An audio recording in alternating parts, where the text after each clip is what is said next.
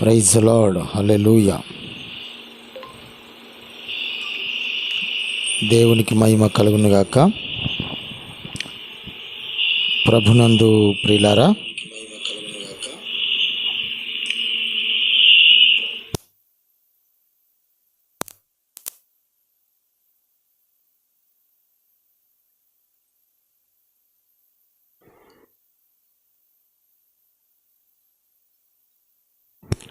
Praise the lord, హల్లెలూయా.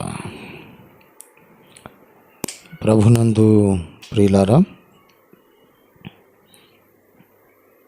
ఈ యొక్క బుధవార ప్రార్థన, భస్మ బుధవారపు ప్రార్థనకు ప్రేమతో మిమ్మల్ని అందరినీ కూడా ఆహ్వానిస్తున్నాను.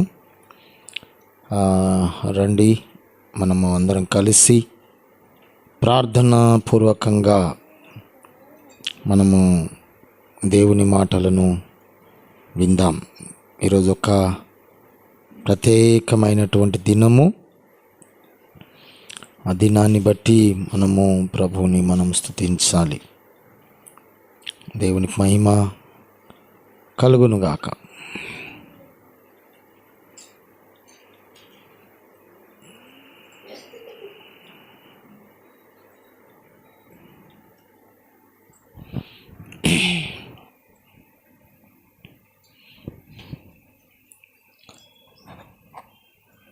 స్తోత్రం. ప్రార్థన చేసుకుందాం. మనము ప్రార్థన పూర్వకంగా ఈ యొక్క మీటింగ్ను మనం ఆరంభించుకుందాం. ప్రార్థన చేద్దాం. మన మధ్యలోని అభిషేక్ ప్రార్థనలో నడిపిస్తాం.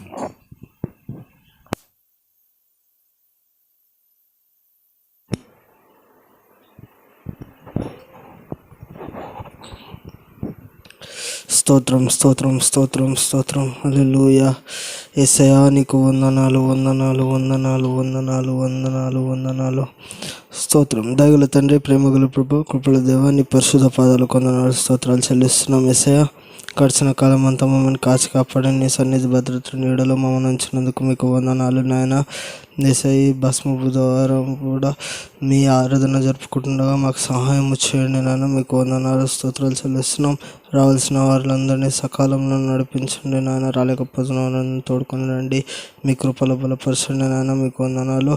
మాకు కావాల్సిన ఆత్మీయ ఆహారాన్ని మాకు దయచేయండి నాయన. మీకు వందనాలు స్తోత్రాలు చెల్లిస్తాం. పాటల ద్వారా మేము పరచబడండి. వాక్యంతో మాతో మాట్లాడండి. ప్రతి ప్రార్థనలు మీరే ముందుండి మమ్మల్ని నడిపిస్తారని నమ్ముతూ యేసుక్రీస్తు పేరిట అడిగి వేడుకుంటున్నాం తండ్రి.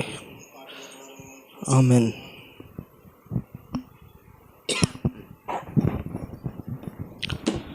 దేవుని పరిశుద్ధ నామానికి మహిమ కలుగును గాక. హల్లెలూయా. పాటల ద్వారా మనం ప్రభువుని మహిమపరచుదాం. 1-2 పాటలు పాడుకొని ప్రభువుని మనం గణపరుచుకుందాం. దేవునికి స్తోత్రం. హల్లెలూయా.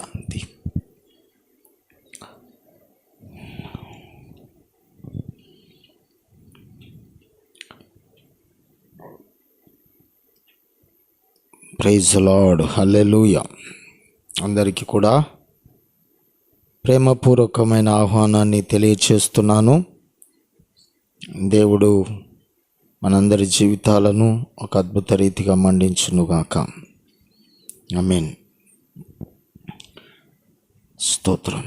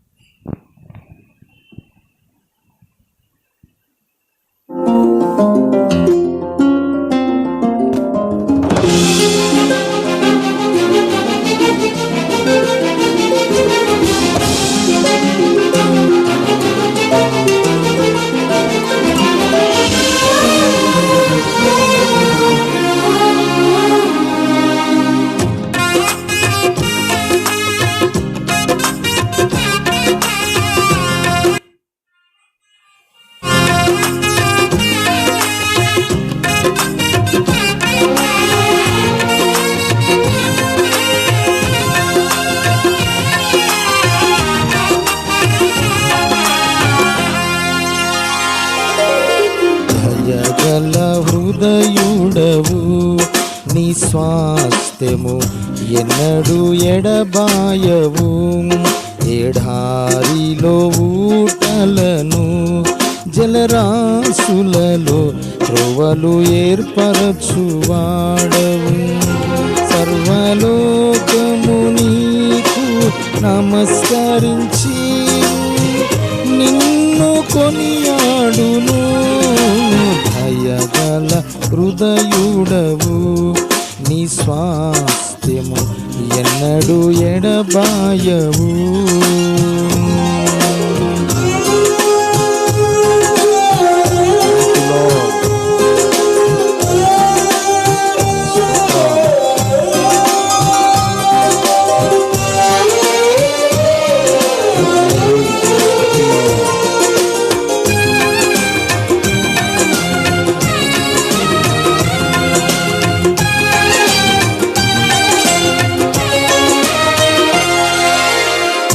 సత్యస్వరూపి నీ దివ్య వాక్యమే నాకు మార్గము. సారము వెదజల్లు నీ జాడలే నాకు జీవన గమనము.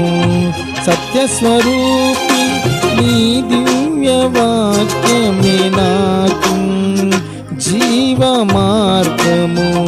సారము వెదజల్లు నీ చాడలే నాకు జీవన గమనము.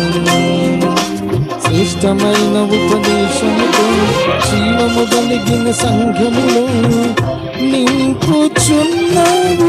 దీవెనలతో నన్ను నడుపుచున్నావు సమృద్ధితో.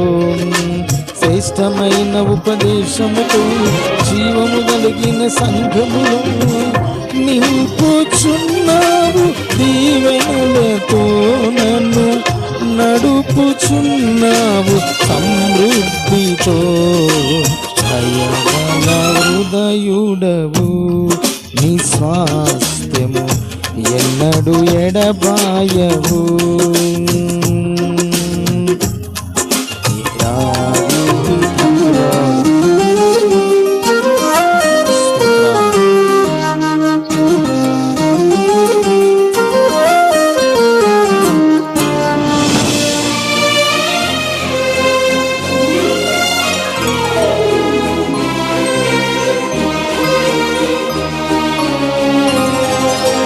పరిశుద్ధుడా, నీ దివ్య యోచనలే నాకు ఎంతో ఉత్తమము.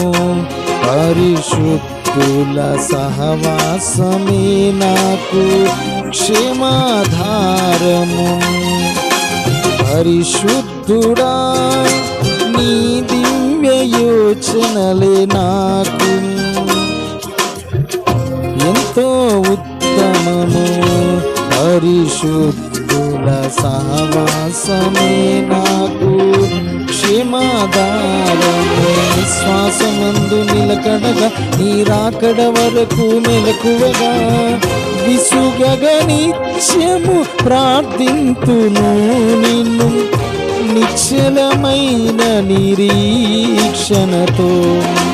విశ్వాసమందు నిలకడగా నీ రాకడ వరకు మెలకువగా విసుగగ నిత్యము ప్రార్థించుచు నిన్ను నిశ్చలమైన నిరీక్షణతో. దయగల హృదయుడవు, నీ స్వాస్థ్యము ఎన్నడూ ఎడబాయవు. దేవునికి స్తోత్రం. హల్లెలూయా. చాలా అద్భుతమైనటువంటి పాట, మనస్సును కదిలించే పాట. దేవునికి మహిమ కలుగునుగాక. మరొక పాట పాడుకుందాం, ప్రభువుని స్తుతిద్దాం. ప్రాముఖ్యంగా ఈరోజు యేసుక్రీస్తు శిలువ శ్రమలు జ్ఞాపకం చేసుకుంటున్నటువంటి దినం కనుక మనము మన అంతరంగాలను, మన ఆత్మీయ జీవితాలను ఆ రీతిగా యేసయ్య మన కొరకు పొందిన ఆ భయంకరమైన శ్రమలను మనము ఈ లెంట్ డేస్లో మనం జ్ఞాపకం చేసుకుందాం. మంచిది. దేవునికి స్తోత్రం కలుగునుగాక. హల్లెలూయా. యేసు గొర్రె పిల్లను నేను పాట పాడు.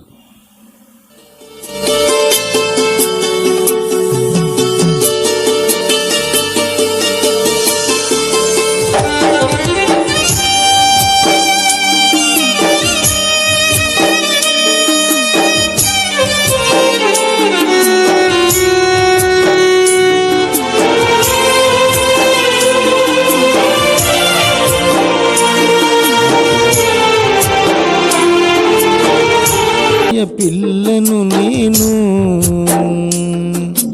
వదకుతే పడిన గొర్రె పిల్లను,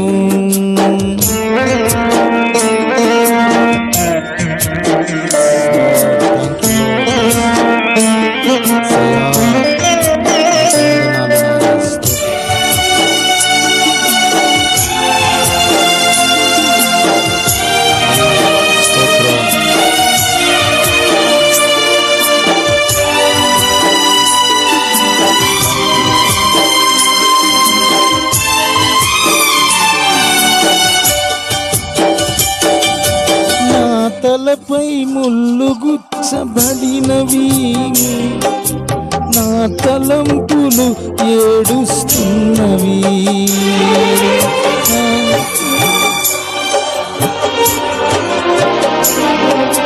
నా తలపై ముళ్ళు గుచ్చబడినవి,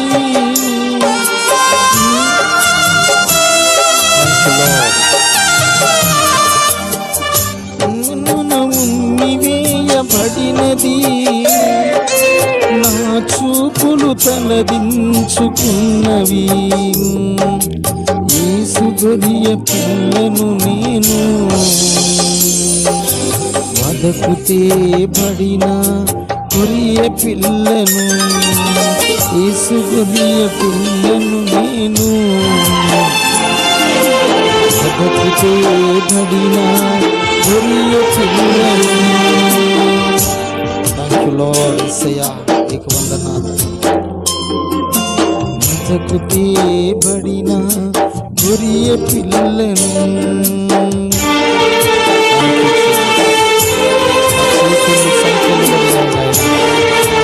రాతలు చెరిగిపోతున్న యేసయ్యా, నా కొరకే అవమానాన్ని పొందిన మా దేవా, నీకు వందనాలు. స్తోత్రం.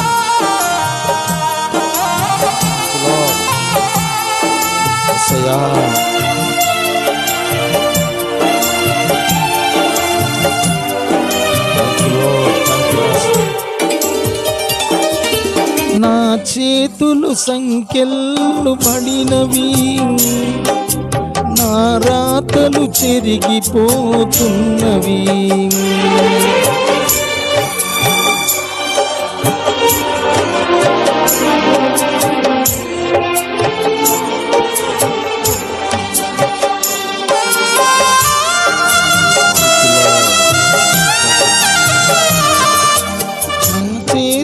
సంకెళ్ళు పడినవి, నా రాతలు చెరిగిపోతున్నవి.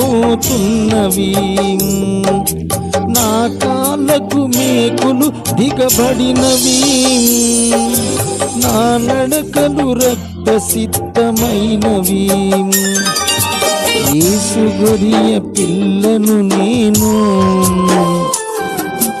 వదకుతే పడిన గొర్రె పిల్లను, యేసు గొర్రె పిల్లను నేను వదకుతే పడిన గొర్రె పిల్లను. దినదినము చనిపోవుచున్నాను, యేసుక్రీస్తులో బ్రతుకుచున్నాను. యేసు పిల్లను నేను వదకుతే పడిన గొర్రె పిల్లను, వదకుతే పడిన గొర్రె పిల్లను.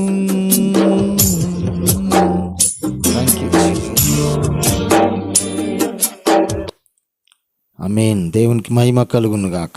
హల్లెలూయా, హల్లెలూయా. మనము నిజంగా ఈరోజు దేవుని పిల్లలముగా మనం ఉన్నందుకు ప్రభువులో మనము ఆనందించాలి. ఎందుకంటే ఆయన లేకపోతే మన జీవితం లేదు. ఆయన మనకు దొరికాడు కనుకనే ఈ దినము ఇంత చక్కగా మనము ఆనందించగలుగుతున్నాం. దేవునికి మహిమ కలుగును గాక. మరొక చిన్న పాట పాడుకుందాము. ఈ పాట తర్వాత దేవుని వాక్య భాగంలోనికి మనం వెళ్దాం. దేవునికి స్తోత్రం కలుగును గాక. హల్లెలూయా.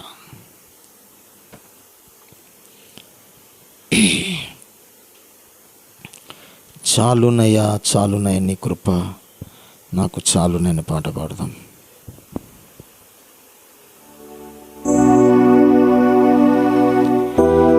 దేవునికి స్తోత్రం.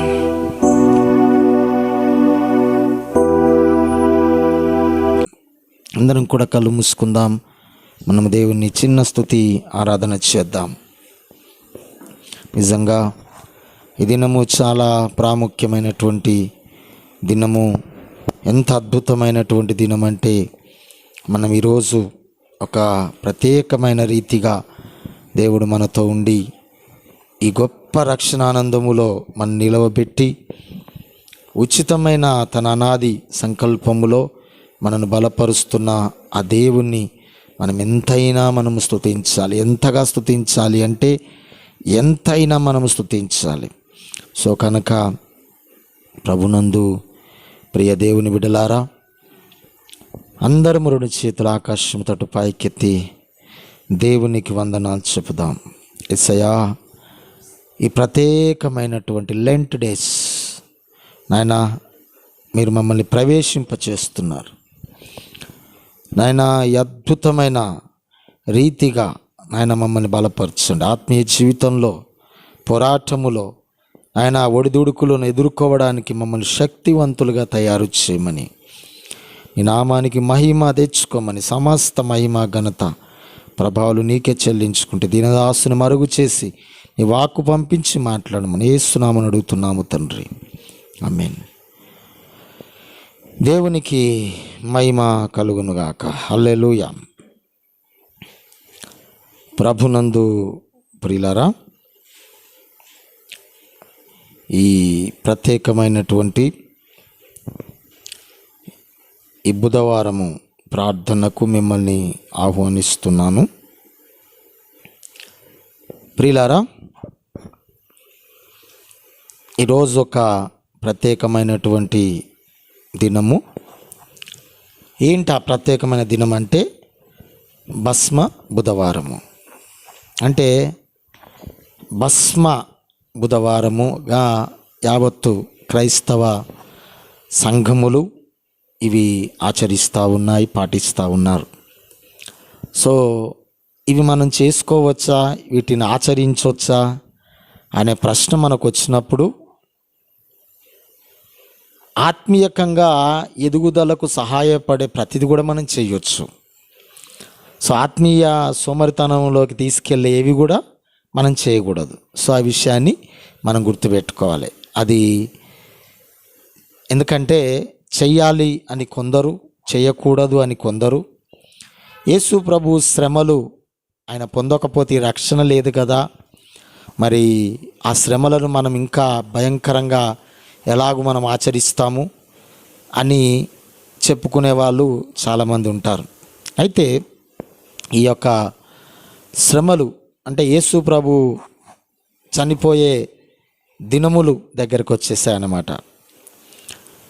ఈ భస్మ బుధవారము అంటే ఈ రోజుతో ఏం ఆరంభించబడతాయి అంటే శ్రమల దినాలు ఆరంభించబడతాయి. శ్రమల దినాలు ఆరంభించబడతాయి. ఇది ఎప్పటి వరకు కొనసాగుతూ ఉంటాయంటే గుడ్ ఫ్రైడే, ఈస్టర్ వరకు. అంటే చివరి శనివారము, గుడ్ ఫ్రైడే తర్వాత శనివారం వస్తుంది కదా, ఆ రోజుతో ముగించబడుతుంది. ఈస్టర్ నాడు పునరుద్ధాన దినంగా మనం జరుపుకుంటాం. సో అంతటితో ఈ యొక్క లెంట్ డేస్ భస్మ బుధవారాన్ని స్టార్టింగ్ అన్నమాట. ఈ భస్మ బుధవారంతో లెంట్ డేస్ స్టార్ట్ అవుతూ ఉంటాయి. అయితే మరి మన సంఘములో కూడా ప్రతి సంవత్సరము కూడా ఒక ప్రత్యేకమైన రీతిలోనే మనము ఈ యొక్క లెంట్ డేస్ను మనము చేస్తూ ఉంటాం. ప్రతి సంవత్సరము కూడా అనేక మంది గృహాలలోకి వెళ్ళి గృహకూడికలు పెట్టడము, ఈ లెంట్ డేస్తో వారితో కలిసి యేసు ప్రభు శ్రమల గురించి అక్కడ ధ్యానించడము, అలాగే వారి కుటుంబంలో వారి సమస్యల కొరకు ప్రార్థించడము, ఇలాంటివి మనం చేస్తూ వచ్చేవాళ్ళం ఇంతకుముందు. అయితే ఇప్పుడున్న పరిస్థితులను బట్టి కరోనా వచ్చిన తర్వాత దినాలన్నీ కూడా మారిపోయాయి, పరిస్థితులు మారిపోయాయి. గృహాలలోకి ఎక్కువగా వెళ్ళలేకపోతున్నాం. గృహ కూడికలు పెట్టుకోవాలంటే కూడా ఇంకా భయము కొంతమందిలో జనాలలో నుంచి వెళ్ళలేదు, అది అలాగే ఉండిపోయింది. సో ఆ మధ్యలో మనం కరోనాను ఎక్కడ మర్చిపోతున్నామో అనే టెన్షన్స్తో అప్పుడప్పుడు అది మనం గుర్తు చేసిపోతూ ఉంది. దాన్ని అలా మర్చిపోయాము, ఇంకా అయిపోయిందిరా కరోనా టెన్షన్ మనకు లేదు అని అనుకున్న టైంలోనే మళ్ళీ కరోనా స్టార్ట్ అయింది అనుకుంటాం, మళ్ళీ దాన్ని భయపెట్టిస్తూ ఉన్నారు. సో కనుక ఏదేమైనా మనము ఇలాంటి పరిస్థితులలో ప్రతి గృహానికి మనము వెళ్ళలేకపోతున్నాం. సో అందుకే మరి గృహాల్లోకి వెళ్ళలేకపోతున్నాం కదా, మరి ఏం చేయకుండా ఇంట్లోనే పడుకోవడం మంచిదా అనేది ప్రశ్న. ఏం చేయకుండా ఇంట్లోనే పడుకుంటే బాగుంటుందా అండి? యేసు ప్రభు శ్రమలు ఎవరి కొరకు భరించాడు? మన కొరకు. ఆ శ్రమలను మనం జ్ఞాపకం చేసుకొనుట మన ఆత్మీయ జీవితానికి మేలు. సో ఆ శ్రమలను జ్ఞాపకం చేసుకొని ఇప్పుడు నేను బాధపడమని చెప్పట్లేదు, కానీ యేసు ప్రభు అన్నాడు, తను సిలువ మోస్తున్నప్పుడు వెళ్తున్నప్పుడు ఆ సిలువ మోయలేక పడిపోతున్నప్పుడు అనేకులు యేసు ప్రభువుని మీద జాలిపడి యేసు ప్రభు దగ్గరికి ఆ సిలువను మోయడానికి తోడుగా వెళ్దామని దగ్గరికి వెళ్తూ ఉన్నప్పుడు అక్కడ ఉన్న తల్లులు యేసు ప్రభు యొక్క రక్తం కారుతున్నప్పుడు, ఆ చెమట కారుతున్నప్పుడు వారి యొక్క వస్త్రములతో ఆయన యొక్క ముఖమును తుడవాలని దగ్గరికి వెళ్ళారు. దగ్గరికి వెళ్ళినప్పుడు యేసయ్య అన్నాడు, అమ్మలారా నా కోసం ఏడవకండి, మీకోసము మీ పిల్లల కోసం ఏడవండి. సో ఎంత దీనమైనటువంటి మాట అండి అది. ఆ మాట నిజంగా మన ఆత్మీయ గుండెని పిండేస్తుంది. ఆ మాట అది విన్నప్పుడు ఎంత యేసు ప్రభు ఎంత వేదన పడుతూ అన్ని శ్రమలు అనుభవిస్తూ, మరి అలాంటి పరిస్థితిలో తను నా కోసం ఏడవద్దు, మీకోసం ఏడవండి, మీ పిల్లల కోసం ఏడవండి అని చెప్పారు. సో ఇప్పుడు మనం యేసయ్య అయ్యో ఇంత బాధపడ్డాడా ఆయన అని జాలిపడమని కాదు నేను చెప్పేది. యేసయ్య మీద ఏదో మీరు ప్రేమ కొంచెం ఇంకేదో సానుభూతి చూపించండి, పాపం ఆయన దిక్కులేని చావు చనిపోయాడు అని చెప్పి కొంచెం ఏదో అలా ఆదరించండి ఆయన అని చెప్పడం కాదు, కానీ ఆయన శ్రమల వలన మనకు కలిగినది ఏంటి అది జ్ఞాపకం చేసుకోవాలి. ఆయన శ్రమల వలన మనము ఏం పొందుకున్నాం? ఈ శ్రమలే లేకపోతే మనకు రక్షణ వచ్చేదా? ఈ శ్రమలు లేకపోతే మన కుటుంబం ఈరోజు ఇంత సంతోషంగా ఉండగలిగేదా అనేది మనం ఆలోచించాలి. సో ఇది చాలా ప్రాముఖ్యమైనటువంటి దినాలు కనుక ఈ లెంట్ డేస్లో చాలామంది చాలా అద్భుత రీతిగా పాటిస్తూ ఉంటారు.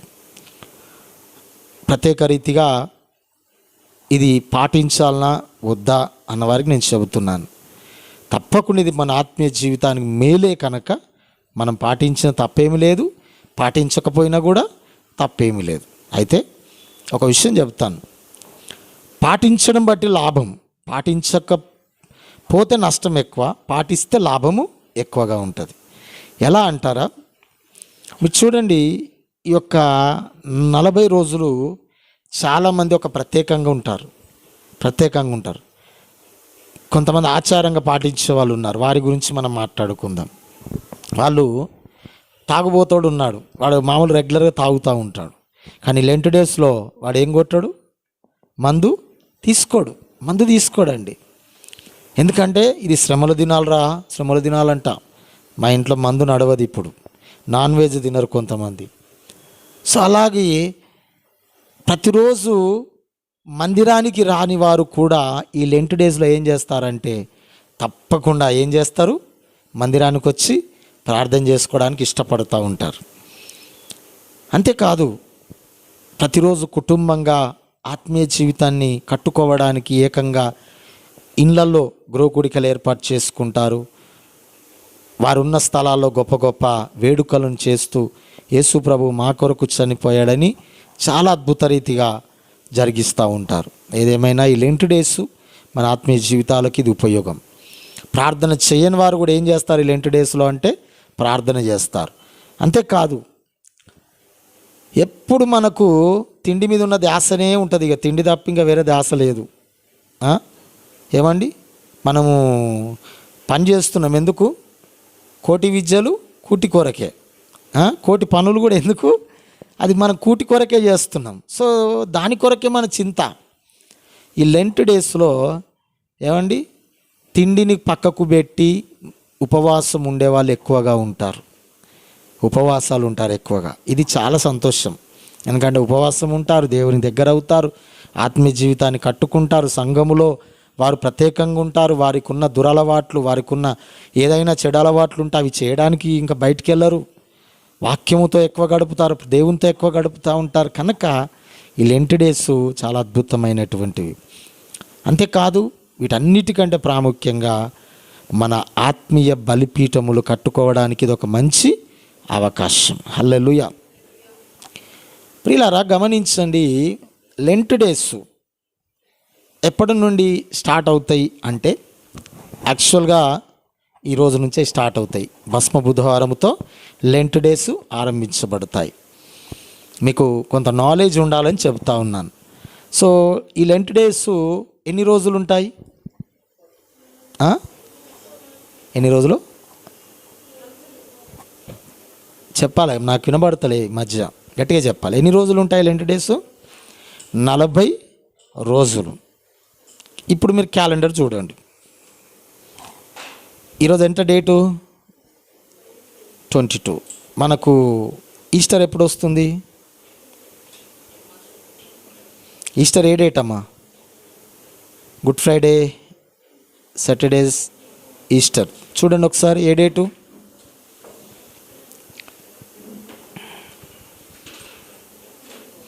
సరే, మార్చి నెలలో ఎన్ని రోజులు ఉంటాయి?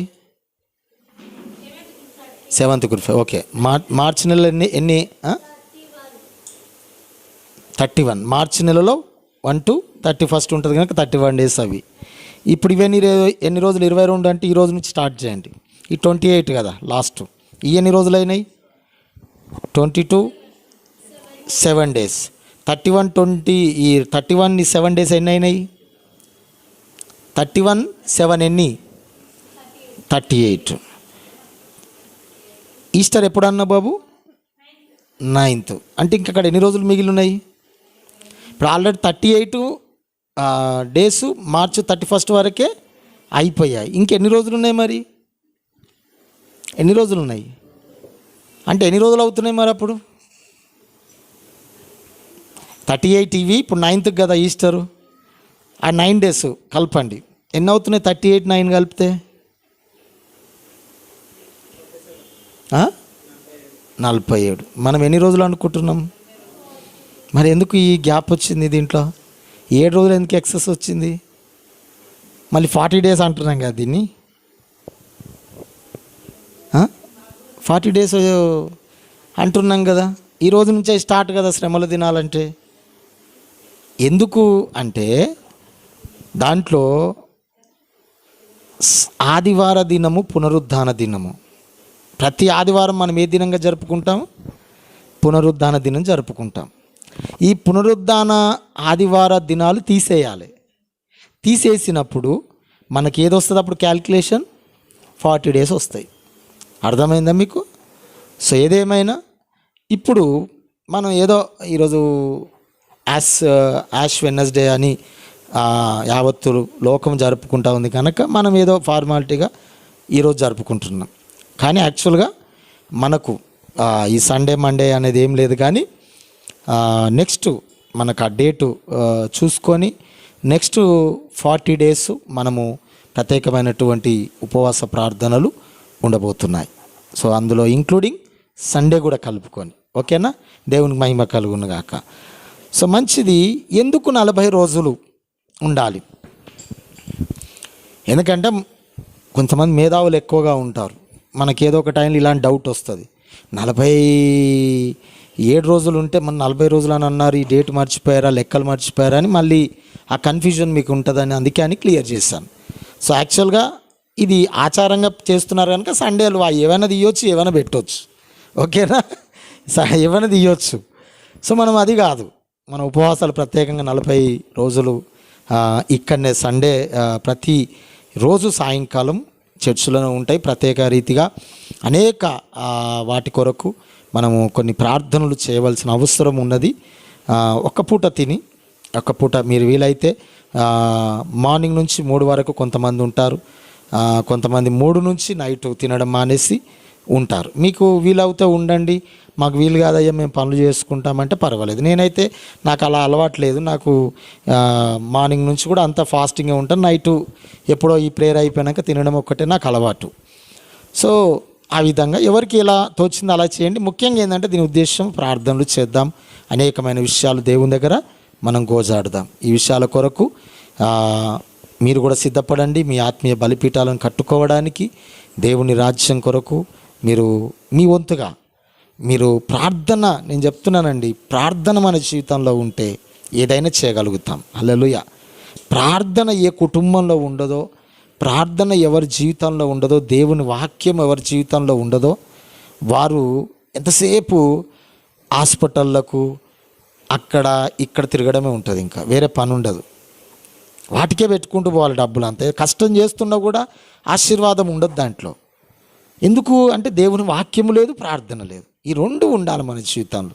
ఈ 2 నువ్వు కలిగి ఉంటే ఏమండి, అన్నీ బాగున్నప్పుడే ఆయన పేరేం పేరు, విక్లీసా కాళ్ళు విక్కు నిక్కు సారీ.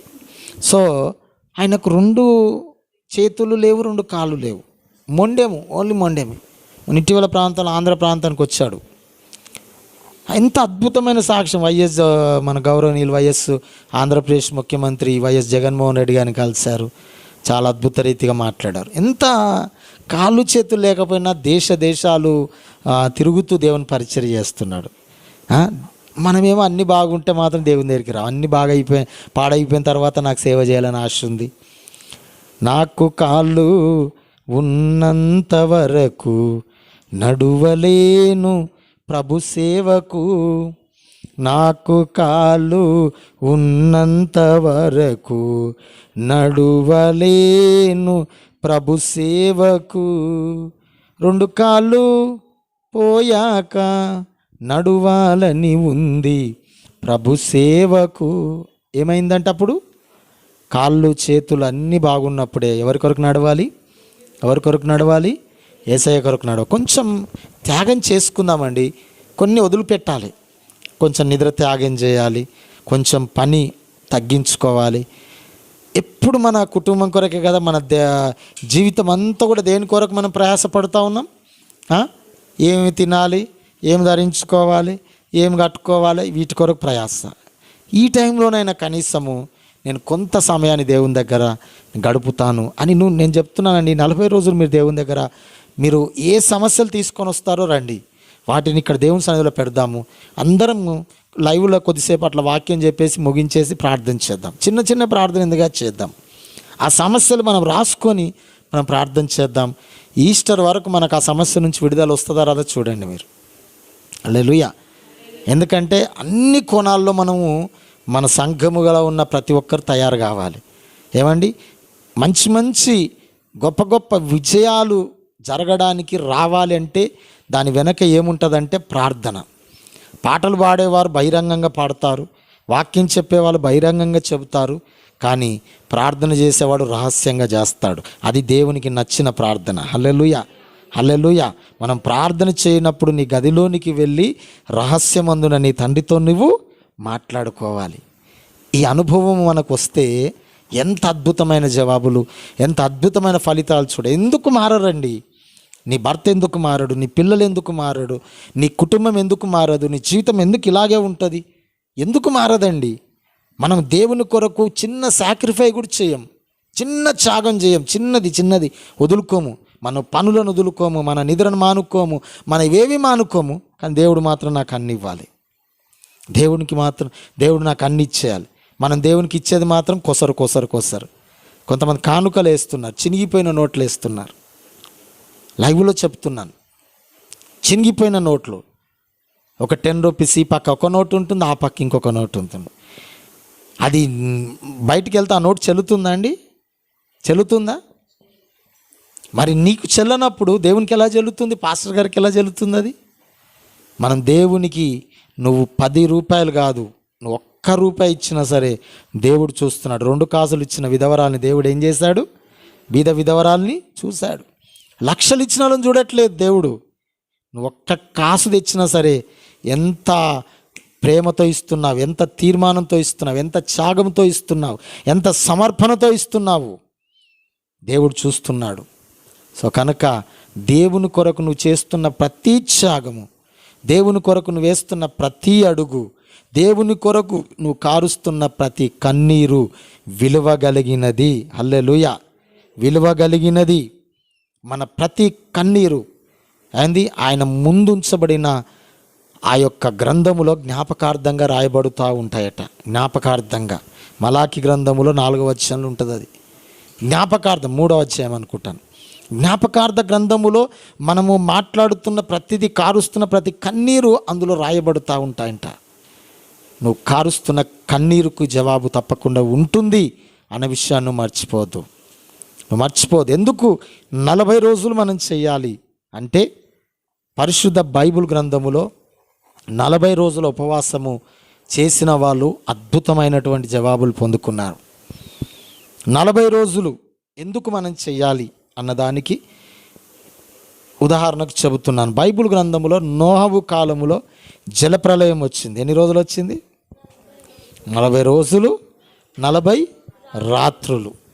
40 రోజులు 40 రాత్రులు. మోషే సీనాయి కొండ మీద ఎన్ని రోజులు గడిపాడు దేవునితో? 40 days. 2 సార్లు వెళ్ళాడు. 40 రోజులు ఒకసారి, 40 రోజులు ఒకసారి. 40 రోజులకు బైబిల్లో ఒక ప్రత్యేకమైనటువంటి ఉద్దేశాలు ఉన్నాయి. ఏలియా 40 రోజులు ఉపవాసం ఉండి దేవుని శక్తిని పొందుకున్నాడు. యేసు ప్రభు బాప్తిసం పొంది ఎన్ని రోజులు ఉపవాసం ఉన్నాడు? 40 రోజులు. ఇంకెన్ని మీరు చెప్పుకుంటూ పోమంటారో చూడండి. అరణ్యంలో ఆ ప్రజలు నడిచింది ఎన్ని సంవత్సరాలు చెప్పాలి? నినవే వారు ఎన్ని రోజులు ఉపవాసాలు ఉండి దేవుని దగ్గర ఏడ్చారు చెప్పాలండి. కరెక్టే చెప్తున్నారు మీరు. ఏ ఫిగర్ ఉంది కదా, చెప్పేసేయండి. ఎన్ని డేస్? యోనా వెళ్ళి నినవే పట్టణానికి హెచ్చరికనిచ్చాడు. నువ్వు వెళ్ళి నా ప్రజలకు ఏం చేయమన్నాడు? సువార్తను ప్రకటించమన్నాడు. ఎందుకంటే ఇక్కడ దుర్గతి కలగబోతుందని దేవుడు హెచ్చరిస్తూ వచ్చాడు. సో ఆ హెచ్చరిక విన్న వాళ్ళు ఎన్ని రోజులు ప్రార్థన చేశారంటే 40 రోజులు ఉపవాసం ఉండి ప్రార్థన చేశారు. అయితే దేవుని సంగమా, ఈ దిన వాక్యంలోని మనం వెళుతున్నాం. ఈ 40 రోజులకు బైబిల్లో ఒక ప్రత్యేకమైన ఉద్దేశం ఉన్నది. 40 రోజుల ఫాస్టింగ్, ఉపవాసం ఉండి ప్రార్థన చేసినోడు ఎవడు కూడా ఓడిపోయినట్టు బైబిల్ గ్రంథములో లేదు. హల్లెలూయా, హల్లెలూయా. 40 రోజులు నేను ఉపవాస ప్రార్థన చేశానండి, నా శరీరం బలహీనం అయిపోయింది, ఏం పనులు కాలేవు, నేను ఓడిపోయాను, ఏం చేయాలనుకుని చేయలేకపోయాను అనేది ఉండదు. ఒకవేళ నువ్వు భౌతికంగా ఆలోచిస్తే ఇలాంటివి వస్తాయేమో, కానీ నువ్వు 40 రోజులు ఉండి మ్యాక్సిమం దేవుని సన్నిధిలో గడిపితే అద్భుతమైనటువంటి ఫలితాలను నువ్వు చూస్తావు. మీకు కావాలంటే 40 రోజులు ఉండబోతున్నవారు, ఉండాలని తీర్మానం చేసుకున్నవారు, ఆత్మీయ జీవితంలో ఎదగాలనుకున్నవారు, నేను మీకు చెబుతున్నాను, ఒక సవాల్గా చెబుతున్నాను, రాసుకోండి.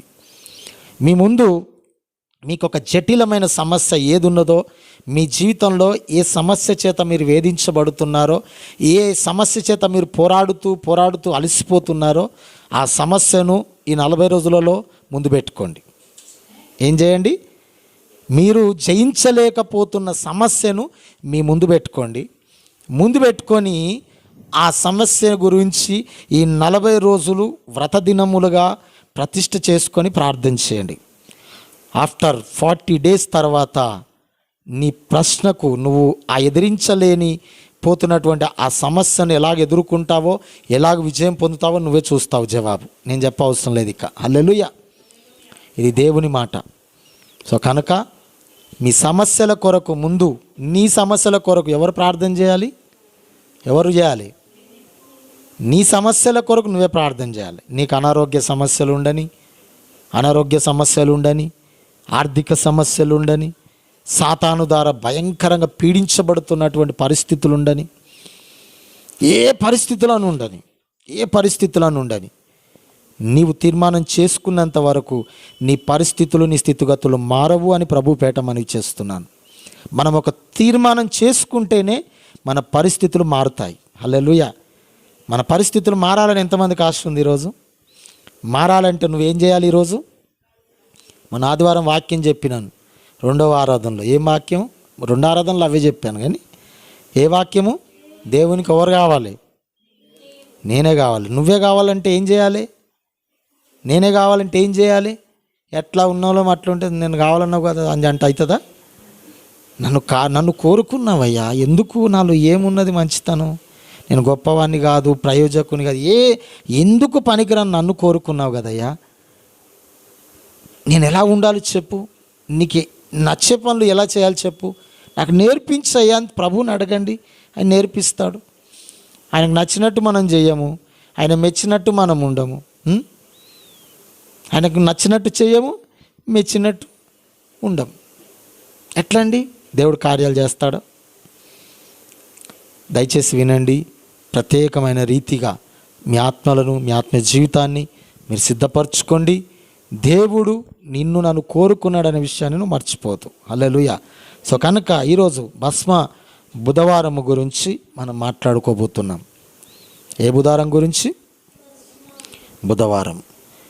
మనిషి జీవితంలో అన్నిటికంటే ప్రాముఖ్యంగా పరిశుద్ధ దేవుని సహవాసములో దేవుని యొక్క ఆశీర్వాదాలు, దేవుని యొక్క ఫలాలు మనము పొందుకోవాలంటే దేవుని యొద్దకు వచ్చిన మనము ఎలా ఉండడం నేర్చుకోవాలంటే మనకు మనముగా తగ్గింపు కలిగిన వారముగా ఉండడం నేర్చుకోవాలి. హల్లెలూయా. సో ఆ తగ్గింపు స్వభావము మనకు లేకపోతే దేవుడు ఎంత అడిగినా కూడా మన మాటను పట్టించుకోడు. దేవుడు ఏం పట్టించుకోడు? మన మాటను పట్టించుకోడు. శ్రద్ధగా వినండి. ఆన్లైన్లో ఉన్నవారు కూడా దయచేసి దేవుని వాక్యాన్ని శ్రద్ధగా వినండి. దేవుని దగ్గరికి వచ్చిన మనము లోకములో ఉన్న వాటి కొరకో, లేకపోతే మన జ్ఞానమును బట్టియో, మన తెలివితేటలను బట్టియో, మన ఉద్దేశములను బట్టియో కాదు. కానీ దేవుని దగ్గరికి వచ్చినప్పుడు నేను గొప్పవాణ్ణి కదా అన్నట్టు ఉండకూడదు. కానీ నేను ఎంతటి వాడనయ్యా అని ప్రభు దగ్గర కూర్చోవాలి. హల్లెలూయా. ఇలాగూ మనం కూర్చుంటే దేవుడు తప్పకుండా మన ప్రార్థన జ్ఞాపకం చేసుకుంటాడు, మన కన్నీటిని జ్ఞాపకం చేసుకుంటాడు. ఆయన ముందుంచబడిన ఆ పుస్తకములో జ్ఞాపకార్థముగా రాసుకుంటాడు. రాసుకోవడం మాత్రమే కాదు, తగిన సమయంలో తగిన రీతిగా జవాబును మనకు అనుగ్రహిస్తాడు. హల్లెలూయా. సో కనుక ఈ భస్మ బుధవారం యొక్క ప్రత్యేకత ఏంటి అని మనము చూద్దాం ఒకసారి. దయచేసి యోనా గ్రంథము దయచేసి పరిశుద్ధ బైబిల్ గ్రంథములో నుండి యోనా గ్రంథములోనికి మనం ఒక్కసారి వద్దాం. 3వ అధ్యాయం 6వ వచనం చదవండి. యోనా గ్రంథము 3వ అధ్యాయము 6వ వచనం.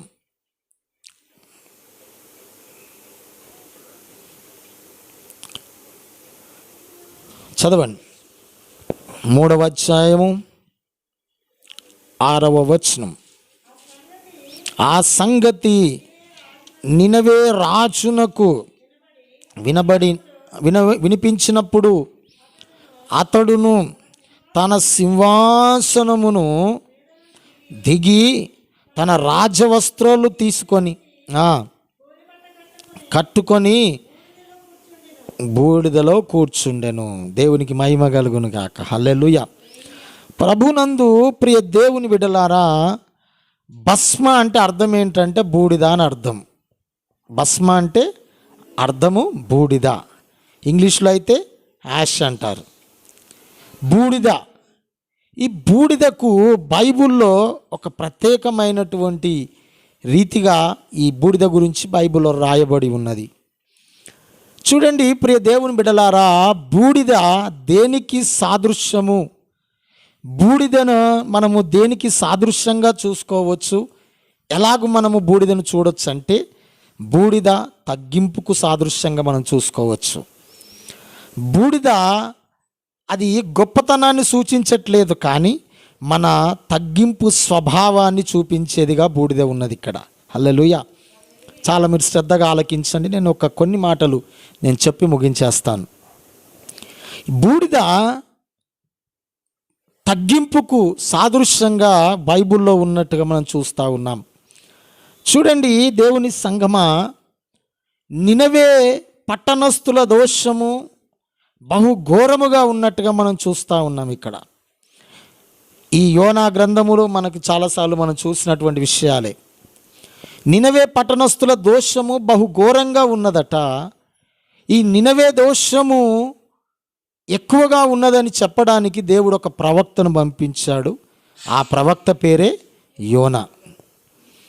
యోనా ప్రవక్త వెళ్ళి ఈ నినవే వారికి ఎన్ని దినములు సంచరిస్తూ ఈ యొక్క మాటలు ప్రకటించాడంటే 40 దినములు ఈ మాటలను ప్రకటించాడు.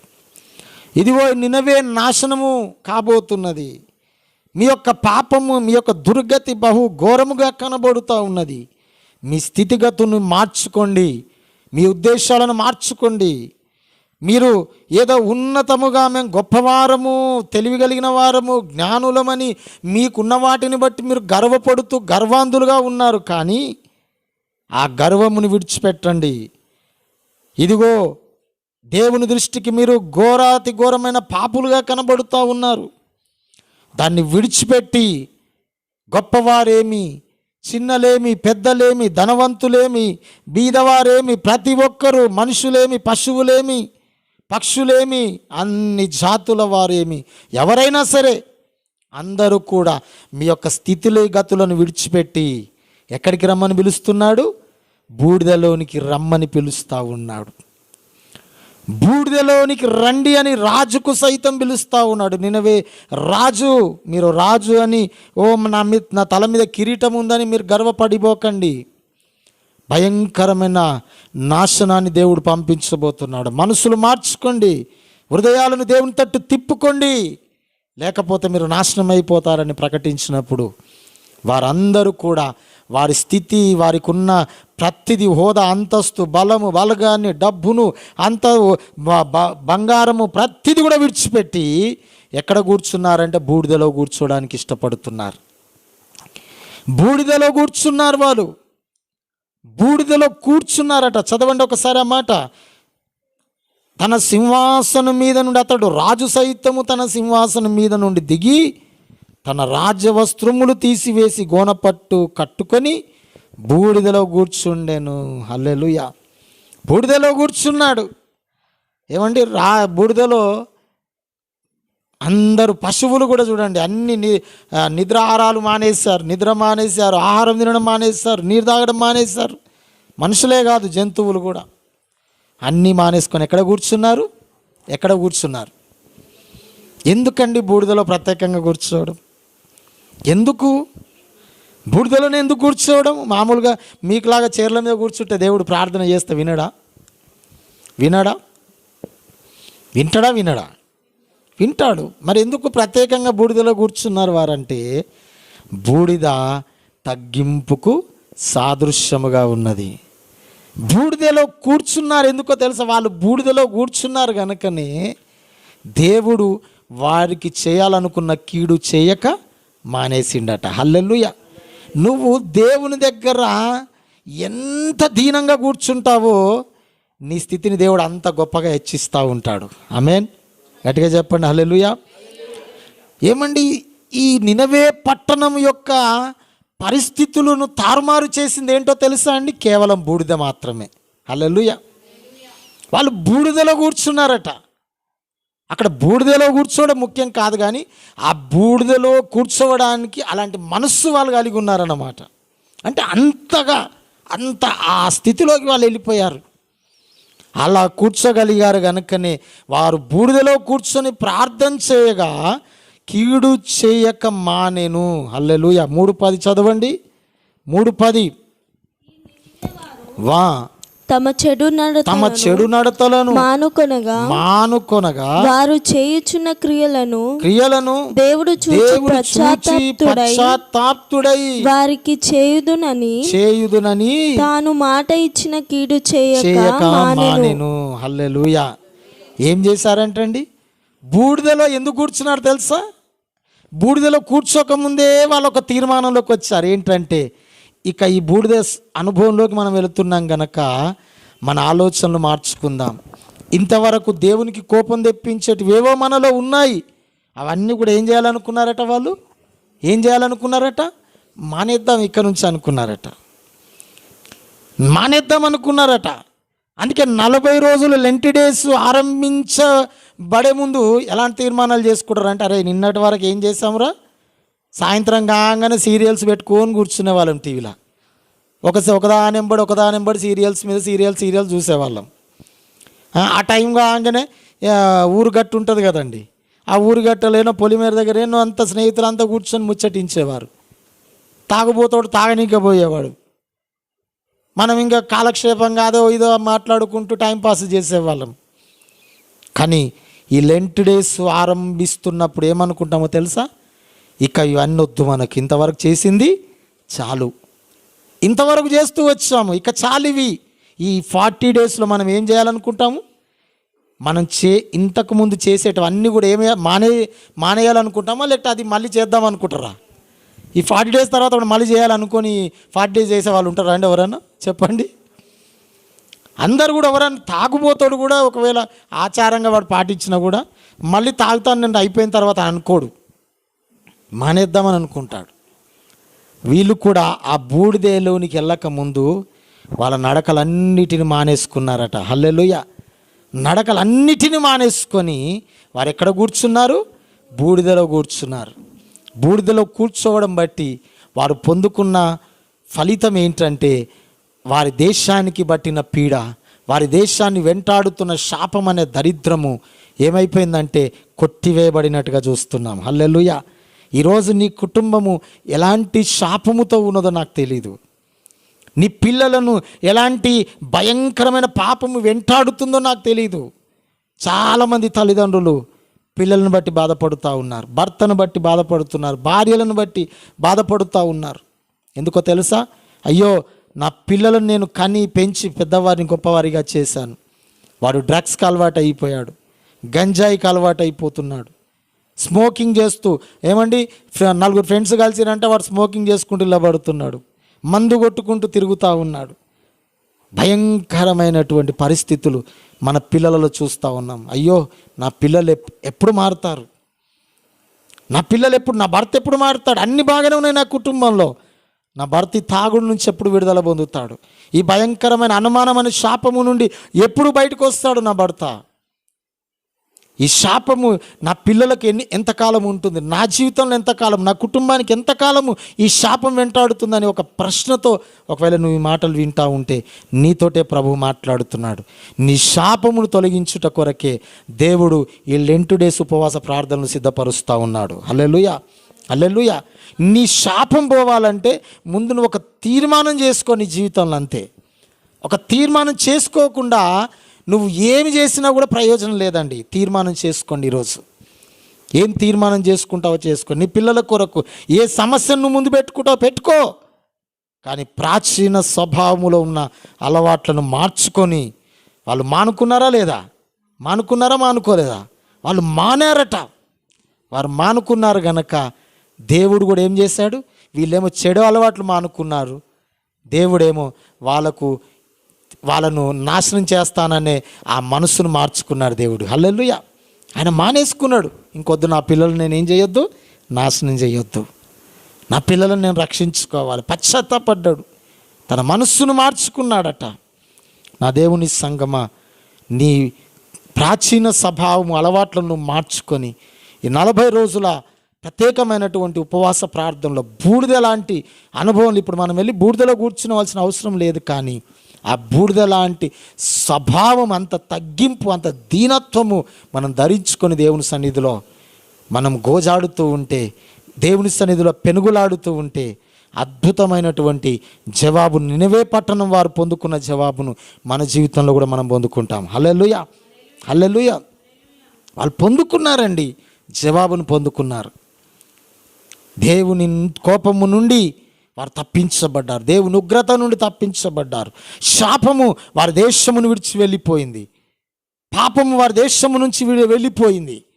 అందరూ కూడా తమ చెడు నడతలు మానుకున్నారు, ప్రభువుతో సహవాసం కలిగి ప్రభువులు ఆనందించడం మొదలుపెట్టారు. హల్లెలూయా. దేవుని సంగమా, ఈ 40 రోజుల ఉపవాసము ప్రత్యేకమైన దినాలలోకి మనం వెళుతూ ఉన్నాం. నీ ఆత్మీయ జీవితాన్ని నువ్వు సిద్ధపరచుకో. నీకు ఒక మంచి అవకాశం, ఒక మంచి సువర్ణమైన అవకాశం, మంచి తరుణము మించిన దొరకదంటారు. ఏమండి, ఒక దగ్గర 1+1 ఉందనుకోండి, వెంటనే ఏం చేస్తాం, షాపింగ్ మనం చేసేస్తాం. అబ్బా, ఒకటి కొంటే ఒకటి వస్తుందంట కదా అని కొనేస్తూనే ఉంటాం. మరి ఈ భయంకరమైన ఈ ఉపవాస ప్రార్థన దినాలు నువ్వు ఒక్కదానివే ఉపవాసం నువ్వు ఉండగలుగుతావో లేవో నాకు తెలియదు, కానీ నీతో పాటు కొంతమంది ఉండగలుగుతున్నారు కనుక వాళ్ళతో నువ్వు కలిసి ఉపవాసం చేస్తే మన జీవితంలో దేవుడు ఏమి ఒకవేళ ఆ సాతాను గారు తీసుకొని రావాలనుకుంటున్నాడో అవి రాకుండా దేవుడు అడ్డుకుంటాడు, ఆ శాపమును విరగ్గొడతాడు దేవుడు. హల్లెలూయా, హల్లెలూయా. ప్రభునందు దేవుని బిడ్డలారా గమనించండి. అందుకే చూడండి, గమనించండి, ఆదికాండంలో ఇంకొకసారి చూద్దాం. ఆదికాండములోనికి ఒకసారి మనం 18వ అధ్యాయము 27వ వచనం ఒకసారి చూడండి. అబ్రహాము చూడండి ఎంత తగ్గింపు మనస్సును ధరించుకొని దేవుని దగ్గర మొరపెడుతున్నాడు. అందుకు అబ్రహాము ఇదిగో ధూళియు బూడిద అయిన నేను ప్రభుత్వం మాటలాడ తెగించుచున్నాను. దేవునికి మహిమ కలుగును గాక. హల్లెలూయా. ఏమంటున్నాడండి అబ్రహాము గారు మాట్లాడుతున్నారు, లోతు గురించి మాట్లాడుతున్నాడు, తన బంధువైన లోతు గురించి మాట్లాడుతున్నాడు. అయ్యా, అక్కడ నా యొక్క సహోదరుడి కుమారుడు ఉన్నాడు, నా సహోదరుడు కుమారుడిని జ్ఞాపకం చేయడానికి దేవుని సన్నిధిలోకి ఎలాంటి స్వభావాన్ని ధరించుకొని వెళ్తున్నాడో చూడండి, ఎలాంటి స్వభావాన్ని ధరించుకున్నాడో చూడండి. ఎంత దీనమైన స్వభావం అండి. నేను దుమ్మునయ్యా, నేను ధూళినయ్యా, ధూళినైనా నేను నీతో మాట్లాడడానికి ఏ విధంగా చూసినా నేను యోగ్యుడను అర్హుడను కాదు. అయినా ఏం చేస్తున్నాడంట, దేవునితో మాట్లాడడానికి తెగిస్తున్నాడట. ఎందుకంటే ఆ సొదొమ గొమొర పట్టణముల మీదికి భయంకరమైన అగ్ని గంధకములు వర్షములాగా రాబోతా ఉంది. భయంకరమైన అగ్ని గంధకముల లాంటి వర్షములాగా అక్కడ పడబోతా ఉన్నది. ఈ పరిస్థితులలో తన సహోదరుని కుమారుని కుటుంబము, లోతు కుటుంబాన్ని కాపాడుకోవాలని దేవుని దగ్గరికి తెగింపుతో వెళ్ళిపోయి, వెళ్ళడం అయితే తెగింపుతో వెళ్ళాడు, కానీ అంతవరకు వెళ్ళగలిగాడు. కానీ అమ్మో, మళ్ళీ అనుకున్నాడు, నేను ఇంతటోని అనుకున్నాడు. నేను దుమ్మును ధూళినయ్యా, బూడిదని అన్నాడా లేదా? ఏమండి, బూడిద చూడండి ఎంత తగ్గింపు స్వభావాన్ని సూచిస్తున్నది చూడండి. పరిశుద్ధ బైబిల్ గ్రంథంలో భక్తులు హెచ్చించబడడానికి కారణం ఏంటో తెలుసా అండి? వాళ్ళు బూడిద లాంటి అనుభవంలోకి వాళ్ళు వెళ్ళగలిగారు. వారు బూడిదలో కూర్చోవడానికి ఇష్టపడ్డారు. మేము బూడిదమైనా పర్వాలేదు, బూడిద మీద పోసుకుంటారు కొంతమంది, తెలుసా? మీద పోసుకుంటారు. ఏ బూడిద తెలుసా? యాక్చువల్గా అంటే మన ఆర్సీఎం వాళ్ళు ఈ విధంగా పాటిస్తారు. ఆర్సీఎం వాళ్ళు ఎలా అంటే లాస్ట్ ఇయర్ అంటే గత సంవత్సరపు మట్టల ఆదివారం జరుపుకుంటారు కదా, మట్టల ఆదివారం. ఆ మట్టలన్నీ కూడా ఒక స్థలంలో దాచిపెడతారు. ఈ మళ్ళీ నెక్స్ట్ వచ్చే ఈ భస్మపు దారం ఉంది కదా, ఆ లాస్ట్ ఇయర్ మట్టలన్నీ ఏం చేస్తారు, తగలబెట్టేసి బూడిద వస్తుంది కదా, ఆ బూడిదను ఒంటికి రాసుకుంటారు అన్నమాట. అంటే సిలువ గుర్తులు వేసుకుంటారు. ఎక్కడైనా బాగు లేకపోయినా ఆ మట్టలన్నీ కాల్చి ఆ మట్టలతో ఈ భస్మపు దారము ఆచరిస్తారనమాట. ఇది అనేక వాటి కొరకు వాడతారు. ఇప్పుడు మనం ప్రేరాలు ఎట్లా వాడతాం, ఆ విధంగా ఈ యొక్క బూడిదను వాడుతూ ఉంటారు. ఎందుకు ఈ బూడిద అంటే అంతగా తగ్గించుకో. సాధారణంగా బూడిదే తల మీద ఓడిపోసుకుంటాడండి, పిచ్చి పట్టినోడు పోసుకుంటాడు. పిచ్చి పట్టినోడు, అరే నీకు పిచ్చి పట్టిందారా బూడిద పోసుకుంటాం తల మీద అంటాం. అంత తగ్గించుకోవడానికి భక్తులు ఇష్టపడ్డారు. చూడండి దేవుని సంగమా, బూడిద లాంటి బ్రతకయ్య నాది. ఎవరు అంటున్నారండి? బూడిద లాంటి బ్రతుకు. బాగా మీరు ఈ మాటలు మీరు అర్థం చేసుకోండి. నినవే పట్టణస్థుల కీడు తప్పించబడడానికి కారణము ఏంటండి? వారు ఎక్కడ కూర్చున్నారు? బూడిదలో, గోనె పట్టు కట్టుకొని బూడిదలో కూర్చున్నారు. బూడిదలో కూర్చొని దేవునితో బాధ చెప్పుకుంటున్నారు. అబ్రాహాము తన లోతు కుటుంబం కొరకు ఎక్కడికి వచ్చాడు? బూడిదతో పోల్చుకొని దేవునితో మాట్లాడ తెగిస్తూ ఉన్నాడు. ఫలితంగా లోతు కుటుంబం ఏమైందండి? తప్పించబడింది. ఎవరి ప్రార్థనను బట్టి? చెప్పాలి, ఎవరి ప్రార్థనను బట్టి? ఆయన ఎలా తగ్గించుకొని ప్రార్థన చేశాడు? నీ తగ్గింపు స్వభావం, అంటే నీవు బూడిద అనుభవంలోనికి నువ్వు రాగలిగితే ఈ అనుభవం ఏం చేస్తుందో తెలుసా అండి? దేవుని మనస్సును మారుస్తుంది. హల్లెలూయా. దేవుని మనస్సు మార్చేది ఏంటంటే ఈ అనుభవం అన్నమాట. ఈ భస్మ బుధవారం యొక్క ప్రత్యేకమైన రహస్యము, దేవుని మనస్సు కదిలిపోతుంది అన్నమాట. ఇంకా దేవుని మనస్సు ఇంకా కరిగిపోదు కదా. ఎన్నో సందర్భాలలో మనం ఎన్ని చేస్తున్నా కూడా కొన్నిసార్లు దేవుడు కఠినంగా ఉంటాడు. మన పిల్లల ఎడల మనం కొన్ని విషయాల్లో కఠినంగా ఉంటాం, చూస్తాం అలాగూ. కానీ ఈ భస్మ బుధవార దినము ఈ విధంగా మనం చేస్తూ ఉంటే కఠినంగా ఉండాలనుకున్న దేవుడు, పోనీలే నా పిల్లలు అంత తగ్గించుకోవాలా, వాళ్ళు నా ప్రక్కన కూర్చునే నా పిల్లలు అంతగా తగ్గించుకొని అడుగుతూ ఉన్నారు కనుక చేయవలసిన కీడు ఏం చేస్తాడు? చేయకుండా మానేస్తాడు. ఏమండి, మీ కుటుంబానికి రాబోతున్నటువంటి ప్రమాదం నుండి కూడా తప్పించే అవకాశాలు, దారులను దేవుడు తెరుస్తాడు. దేవునికి మహిమ కలుగును గాక. హల్లెలూయా, హల్లెలూయా. గమనించండి దేవుని సంగమా, బూడిద అనుభవంలోకి మనం ఈరోజు వద్దాం.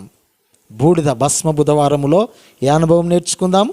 బూడిద అనుభవంలోకి. దేవుని సన్నిధిలోకి వచ్చిన తర్వాత ఎవ్వరం గొప్పవారం కాదండి, ఎవ్వరం గొప్పవారం కాదు. అవకాశం ఉంటే దేవా నేను బూడిదలో కూర్చోవాలా నాయన, కూర్చుంటాను చెప్పు నాయన అని చెప్పి మనం అవి రీతిగా ప్రార్థించే వారంగా ఉండాలి. ఏమండి, ప్రార్థన చేశారండి, అలాంటి ప్రార్థనలు చేశారు బైబిల్ గ్రంథంలో. ఎస్తేరు గ్రంథము 4వ అధ్యాయము దయచేసి చూడండి. ఎస్తేరు గ్రంథము 4వ అధ్యాయము ఎలాంటి పరిస్థితులను మార్చిందో చూడండి. మొర్దెకయి ఎక్కడ కూర్చొని ప్రార్థన చేశాడో చూడండి, ఎంత వేదన పడ్డాడో చూడండి. 4వ అధ్యాయం 1వ వచనం చదవండి. 4:1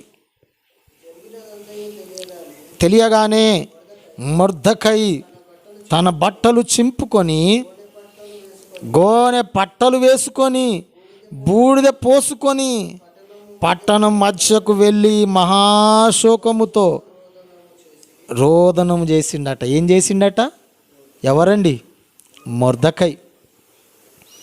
ఎందుకు అంత వేదన కలిగింది అంటే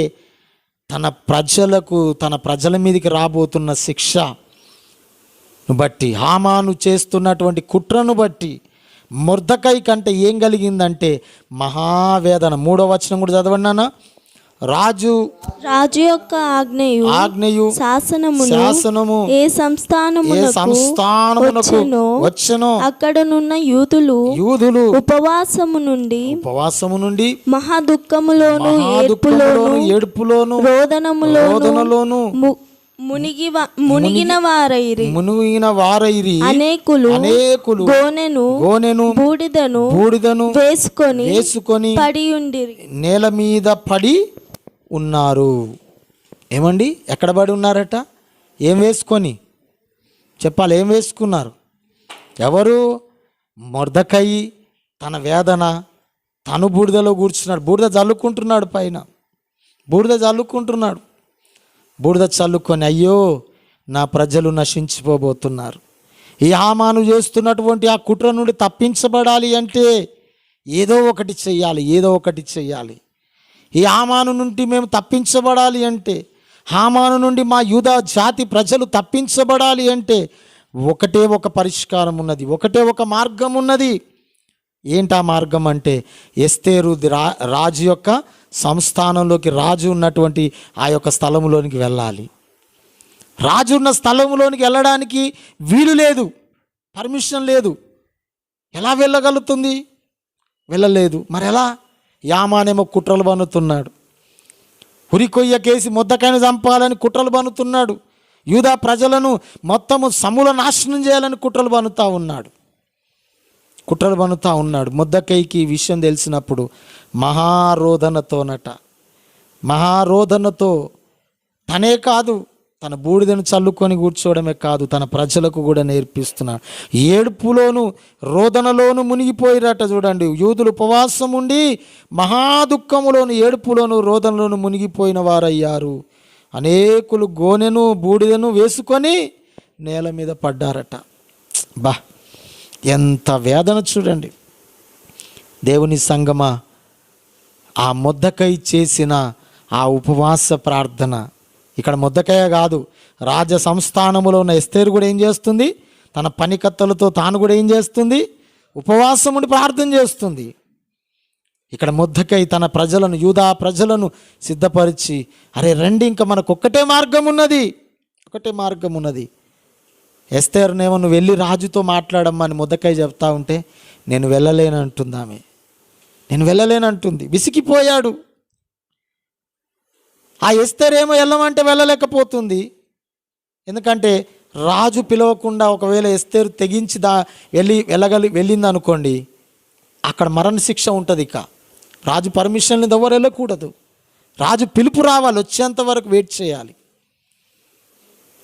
నేను వెళ్ళలేను అని ఎస్తేరు మొరాయించింది. మొద్దకై హామాను చేస్తున్నటువంటి ఆ భయంకరమైన కుట్రలకు అల్లాడిపోతూ ఉన్నాడు. అందుకే ఎస్తేరుతో ఏమన్నాడో చూడండి ఒకసారి, 4వ అధ్యాయము. ఎస్తేరుతో మొద్దకై పలికిన మాటలు చూడండి, 14వ వచనం చదవండి. నీవు ఈ సమయమందు ఏమీయు మాట్లాడక మౌనంగా నున్న ఎడల యూదులకు సహాయమును విడుదలయు మరి యొక్క దిక్కు నుండి వచ్చును. హల్లెలూయా. ఏమండి, ఎస్తేరుతో చెప్తున్నాడు, అమ్మా నువ్వు రాజు దగ్గరికి నువ్వు ఎలాగైనా వెళ్ళాలి. నువ్వు వెళ్ళి మాట్లాడకపోతే ఇంక వేరే అవకాశము లేదు. నువ్వు మాట్లాడకపోయినా కూడా దేవుడు ఏం చేస్తాడు? ఎటో ఒక నుంచి ఏదో ఒక దారం తెరుస్తాడు. అది మర్చిపోతున్నావు ఎస్తేర్, జాగ్రత్త, అది మర్చిపోకు. దేవుడు సహాయము చేయడానికి సంసిద్ధుడు ఎప్పుడు కూడా. నీ వల్ల కాకపోతే ఇంకొకరి వలన లేపుతాడు, ఇంకొకరి వల్ల కాకపోతే ఇంకొకరి వల్ల సహాయం అందిస్తాడు దేవుడు. నీ వల్లనే అవుతుందని నువ్వు అనుకొని గర్వపడుతున్నావేమో ఎస్తేరు, జాగ్రత్త. నువ్వు రాజ్య సంస్థానములో ఉన్నావని గర్వముతో ఉన్నావేమో, రాజ్య దర్బార్లో ఉన్నానని గర్వముతో ఉన్నావు. నీ ప్రజలను మర్చిపోతున్నావేమో, నువ్వు వచ్చిన స్థితిని మర్చిపోతున్నావేమో. నీ ప్రజలకు ఎంతో భయంకరమైన శోధన రాబోతుంది. నువ్వు తెగించి ఇప్పుడు ఏదో ఒకటి చేయకపోతే వాళ్ళు ఏమవుతారంటే చూడండి, సహాయము మరొక దిక్కు నుండి వచ్చును గాని నీవును నీ తండ్రి వారు ఏమవుతారట? నశించుదురు. వాళ్ళు నశించిపోతారు. ఇది గుర్తుపెట్టుకో అని చెప్పేసి మొర్దకై ఏం చేశాడంటే ఉపవాసం ఉండి రోదనతో, దుఃఖముతో, వేదనతో ఎక్కడ కూర్చున్నాడు? గొనపట్ట కట్టుకొని బూడిదలో తనను తన ప్రజలను సిద్ధపరచుకొని కూర్చున్నాడు. ఏమండి, తనను తన ప్రజలను సిద్ధపరిచి గోనెపట్టు కట్టుకొని బూడిదలో కూర్చుంటే దేవుడు సహాయము చేయక మానునా? చెప్పండి, దేవుడు సహాయము చేయకుండా మానుతాడా? నువ్వు బూడిదలో కూర్చొని ప్రార్థన చేస్తూ ఉంటే నువ్వెంత తగ్గించుకుంటున్నావో, నువ్వు మనసులో ఎంత దుఃఖముతో ఉన్నావో, ఎంత రోదనతో ఉన్నావో, నిద్రలేని రాత్రులు నువ్వు ఎన్ని రోజులు గడుపుతూ ఉన్నావో, ఎంతగా నువ్వు అల్లాడిపోతున్నావో, అలాంటి పరిస్థితిలో నువ్వు దేవుని సన్నిధికి వచ్చి ఇలాంటి స్థితిలో బూడిద అనుభవంలో నువ్వు కూర్చొని ఏడుస్తూ ఉంటే సహాయం చేయకుండా దేవుడు మానుతాడండి? చెప్పండి, సహాయం చేయకుండా మానడండి. తప్పకుండా దేవుడు ఏం చేస్తాడు? సహాయం చేస్తాడు. దేవునికి మహిమ కలుగునుగాక. హల్లెలూయా. మన దేవుడు నమ్మదగినవాడు. హల్లెలూయా. నమ్మదగిన దేవుడు. నీ శత్రువుతో నువ్వు పోరాడుట కొరకు ఎల్లవేళలా నువ్వు సిద్ధంగా ఉండడం నేర్చుకోవాలి. ఎల్లవేళలా సిద్ధంగా ఉండడం నేర్చుకోవాలి. శత్రువు మనకంటే బలవంతుడు, వాడు భయంకరమైన ఆకారము, వికృతమైన ఆకారం కలిగినటువంటి వాడని భయపడుతూ నువ్వు కూర్చుంటే నువ్వు యుద్ధము చేయలేవు. దావీదు గొలియాతుతో పోరాడడానికి వెళ్ళినప్పుడు ఏమన్నాడో తెలుసా? యుద్ధము ఎవరిది? యెహోవాదే. యుద్ధము ఆయన చేస్తాడు నా పక్షమున. నా సమస్యలతో నేను పోరాడి అలసిపోయాను. ఇంకా చేసేదేమీ లేక ఈ బూడిద అనుభవంలో నేను కూర్చున్నాను. ఇక నా వల్ల కాదు అని నువ్వు ఏడుస్తూ కూర్చుంటే, దేవుడు నిన్ను ఏడుస్తూనే పంపించాడండి ఇంటికి. నీ యొక్క దుఃఖమునంతా కూడా ఏం చేస్తాడో తెలుసా? నాట్యముగా మారుస్తాడు ఆయన. హల్లెలూయా. నాట్యముగా మారుస్తాడు. నీ దుఃఖమును నాట్యముగా మార్చే దేవుని సన్నిధిలో నువ్వు ఉన్నావనే విషయాన్ని మర్చిపోదు. యెషయా ప్రవచన గ్రంథము దయచేసి చూడండి, 61వ అధ్యాయము. యెషయా ప్రవచన గ్రంథము 61వ అధ్యాయము 3వ వచనం చదవండి. సియోనులో దుఃఖించిన వారికి ఉల్లాస వస్త్రములు ధరింపచేయడానికి బూడిదకు ప్రతిగా పూదండను, దుఃఖమునకు ప్రతిగా ఆనంద తైలమును, భారభారితమైన మహిమ కలుగును. అందరూ ఒకసారి చేతులు పైకెత్తి చెప్పుదాం, హల్లెలూయా, హల్లెలూయా. దేవుని మనస్సు ఏం చూస్తుంది దినాన తెలుసా? సియోనులో దుఃఖించు వారికట. ఎవరండి సియోనులో దుఃఖించేవారంటే? ఇదిగో ఈ భస్మపు దూరమున ఎవరైతే దేవుని ఆ బూడిద అనుభవంలో నేను కూర్చొని ఏడవాలనుకుంటున్నారో వారే సియోనులో దుఃఖించేవారు అన్నమాట. దేవుని సన్నిధిలో 40 రోజులు నేను దుఃఖించాలి అని తీర్మానాలు చేసుకుంటూ చూడండి, వారే అండి సియోనులో దుఃఖించేవారు. వారికి దేవుడు ఏమి ఇవ్వబోతున్నాడో తెలుసా? వాడేమి ఇవ్వబోతున్నాడో తెలుసా? వారికి బూడిదకు ప్రతిగా ఏమి ఇవ్వబోతున్నాడు? పిచ్చిగా నువ్వు బూడిద పోసుకున్నావు. నువ్వు అలాంటి అనుభవంలో నువ్వు కూర్చుంటా, అలాంటి అనుభవంలోకి నువ్వు వెళుతున్నప్పుడు లోకమంతా నిన్ను మెచ్చుకుంటుందని అనుకోకండి ఎవరు కూడా. ఏమండి, నిన్ను చూసి గేలి చేస్తూ ఉంటుంది, నిన్ను చూసి నవ్వుకుంటూ ఉంటుంది. ఏంటే దేవుడు దేవుడు దేవుడు దేవుడు అంటావు, ప్రతిరోజు దేవుని సన్నిధికి వెళ్తూ ఉంటావు, ఎప్పుడు చూసినా చర్చ్ అంటావు, ఎప్పుడు చూసినా యేసు ప్రభు అంటావు, ఎప్పుడు చూసినా ఇదే చెప్తూ ఉంటావు. ఇన్ని నష్టాలు జరుగుతున్నా కూడా నీకు సరిపోలేదా అని చెప్పి నిన్ను చూసి నిన్ను ఎంకరేజ్ చేసే వాళ్ళు తక్కువగా ఉంటారు, కానీ నిన్ను బాధ పెట్టే వాళ్ళు ఎక్కువగా ఉంటారు. హల్లెలూయా. బాధ పెడుతూ ఉంటారు లోకం నిన్ను. ఏమిచ్చాడు దేవుడు నీకు? నీ బ్రతుకునే నవ్వుల పాలుగా చేశాడు చూడు అని నిన్ను వెలివేస్తూ ఉంటారు, గేలి చేస్తూ ఉంటారు, నవ్వులు పాలు చేయాలని నేను చూస్తూ ఉంటారు. అయినా కూడా నువ్వు ఏదైతే వ్రత దినములను ప్రతిష్ఠ చేసుకున్నావో ఆ వ్రత దినము నుండి నువ్వు అటు ఇటు తొలగిపోవద్దు. బూడిదకు ప్రతిగా నీకేమి ఇవ్వబోతున్నాడు దేవుడు? నువ్వు సియోనులోకి వచ్చి దుఃఖిస్తున్నావు, సియోనులోకి వచ్చి నువ్వు దుఃఖిస్తున్నావు. ఈ దుఃఖం ఊరికే పోతుందా? ఈ కన్నీటి చుక్కలు ఊరికే పోతాయా? ఈ వేదన ఊరికే పోతుందా? ఏమండి, వీటికి ఇంకా మన జవాబు ఏమి రాదా చెప్పండి? ఇంత కష్టపడి రాత్రి సమయంలో ఎక్కడి నుంచో నడుచుకుంటూ వచ్చి ఎంత ప్రయాసైన నిద్ర మానుకొని అన్ని మానుకొని ఈ దేవుని సన్నిధిలో బూడిద అనుభవంలో మనం కూర్చొని ఏడుస్తూ ఉంటే ఏమండి, ఇతరులకు నువ్వు చెప్పుకోలేక ఏమి చేయలేక చేతగాని వాడలాగా దేవుని సన్నిధిలో ఏడుస్తూ ఉన్న ఆ కారుస్తున్న ప్రతి కన్నీటి చుక్కకు విలువన్నదనే విషయాన్ని నువ్వు మర్చిపోవద్దు. ఈరోజు మర్చిపోకండి. దేవుడు ఒక దినం రాబోతుంది మన బ్రతుకులో. ఏమి ఇవ్వబోతున్నాడు? బూడిదకు ప్రతిగా ఏమి ఇవ్వబోతున్నాడు?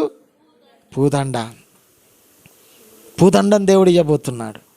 మన దైవ సేవకుడు, మన హైలాండ్ నుండి వచ్చినటువంటి దైవ సేవకుడు కందన్ గారు,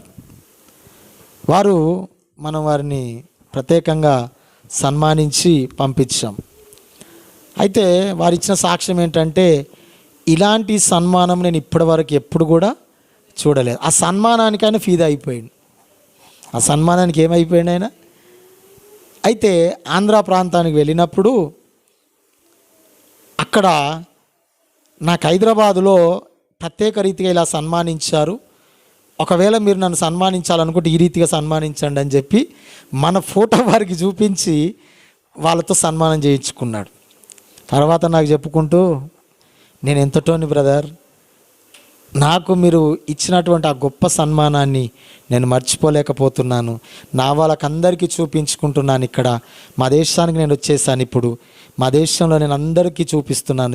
ఇదిగో ఆ చిన్న సంఘములో ఆ ప్రజలు ఇదిగో నన్ను ఇంత గొప్పగా సన్మానించారని చెప్పి వారికి చూపించుకుంటా ఉన్నాడట. హల్లెలూయా. ఒకప్పుడు నా స్థితి ఏమి ఇలాగుండే, కానీ ఇప్పుడు ఈ సన్మానాలు ఇవన్నీ చూస్తూ ఉంటే నేను ఎంతటోని అని నాకు చాలా ఆశ్చర్యం వేస్తూ ఉందని సాక్ష్యం ఇచ్చాడు ఆయన. హల్లెలూయా. నిజమేనండి.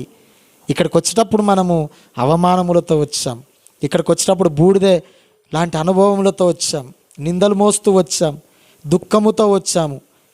ఏమండి, గుండె అంతా కూడా ఒక భయంకరమైనటువంటి వేదనతో నింపబడిన వారంగా మనం వచ్చాం.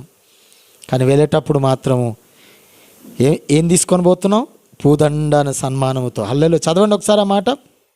బూడిదకు ప్రతిగా పూదండను, దుఃఖమునకు ప్రతిగా ఆనంద తైలమును, భారభరితమైన ఆత్మకు ప్రతిగా స్తుతి వస్త్రాన్ని వారికి ఇయ్యడానికి ఆయన నన్ను పంపి ఉన్నాడు. దేవునికి మహిమ కలుగును గాక. హల్లెలూయా.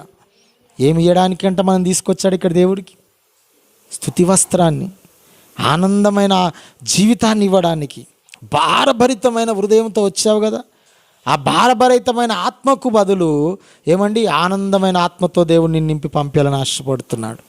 నా దేవుని సంగమా, భస్మ బుధవారం యొక్క ప్రత్యేకత ఏదో ఆచారం పాటించే వారంగా కాదు, కానీ ఈ యొక్క భస్మ బుధవారము అనే అనుభవంలో మనం కూర్చొని ప్రార్థన చేయగలిగితే, ఈ అనుభవంలోకి వెళ్ళి మనం ప్రార్థించగలిగితే, ఈ అనుభవంలోకి వెళ్ళి మనం ఉపవాసం ఉండి కన్నీరు కార్చగలిగితే, ప్రతి సమస్యకు మనం ఏం పొందుకుంటామండి? జవాబును చూస్తాం. యోబు గ్రంథం దయచేసి చూడండి ఒక్కసారి. యోబు గ్రంథం 30వ అధ్యాయం 19వ వచనం చదవండి ఒక్కసారి. యోబు కూడా చూడండి ఏమంటున్నాడు, చూడండి ఒకసారి అక్కడ. ఎంత 30వ అధ్యాయం 19. ఆయన నన్ను బూడిదలోనికి త్రోసెను, నేను ధూళియు బూడిదనై ఆయన నన్ను బురదలోనికి త్రోసివేశాడు, నేను ధూళి బూడిద అయినట్లున్నాను. ఏం చేస్తున్నాడట? 20వ వచనం కూడా చదవండి. నేను నీకు మొరపెట్టుతున్నాను, అయితే నీవు ప్రత్యుత్తరం. ఏమండి, ఎవరు దోసేశారంటే అనుభవంలోకి? యోబుకు వచ్చిన శ్రమ, దాని ఎలాంటి అనుభవంలోకి దేవుడు తీసుకెళ్ళాడు చూడండి. బూడిద అనుభవంలోకి తీసుకెళ్ళిపోయాడు. ఈ అనుభవము మన బ్రతుకులో రావాలని దేవుడు కోరుకుంటున్నాడు. ఈ అనుభవం మన బ్రతుకులో రావాలండి. ఎవరు త్రోసేశారంట? ఆయన నన్ను బురదలోకి త్రోసేశాడట. బురద అన్న బూడిదకు ఇవన్నీ కూడా చాలా ప్రతి మాటలు ఉంటాయన్నమాట, చాలా మాటలు వస్తూ ఉంటాయి. సో అక్కడికి త్రోసేశాడట ఆయన. ఎందుకో తెలుసా? ఈ అనుభవంలోకి రావాలని దేవుడు ముందుగానే ప్రిపేర్ చేశాడు. యోబును ఎంతగా చెక్కాడో మనకు తెలుసండి. ఎంత చెక్కుతూ దేవుడు తనకిష్టమైన బిడ్డగా మలుచుకున్నాడో తెలుసు మనకి.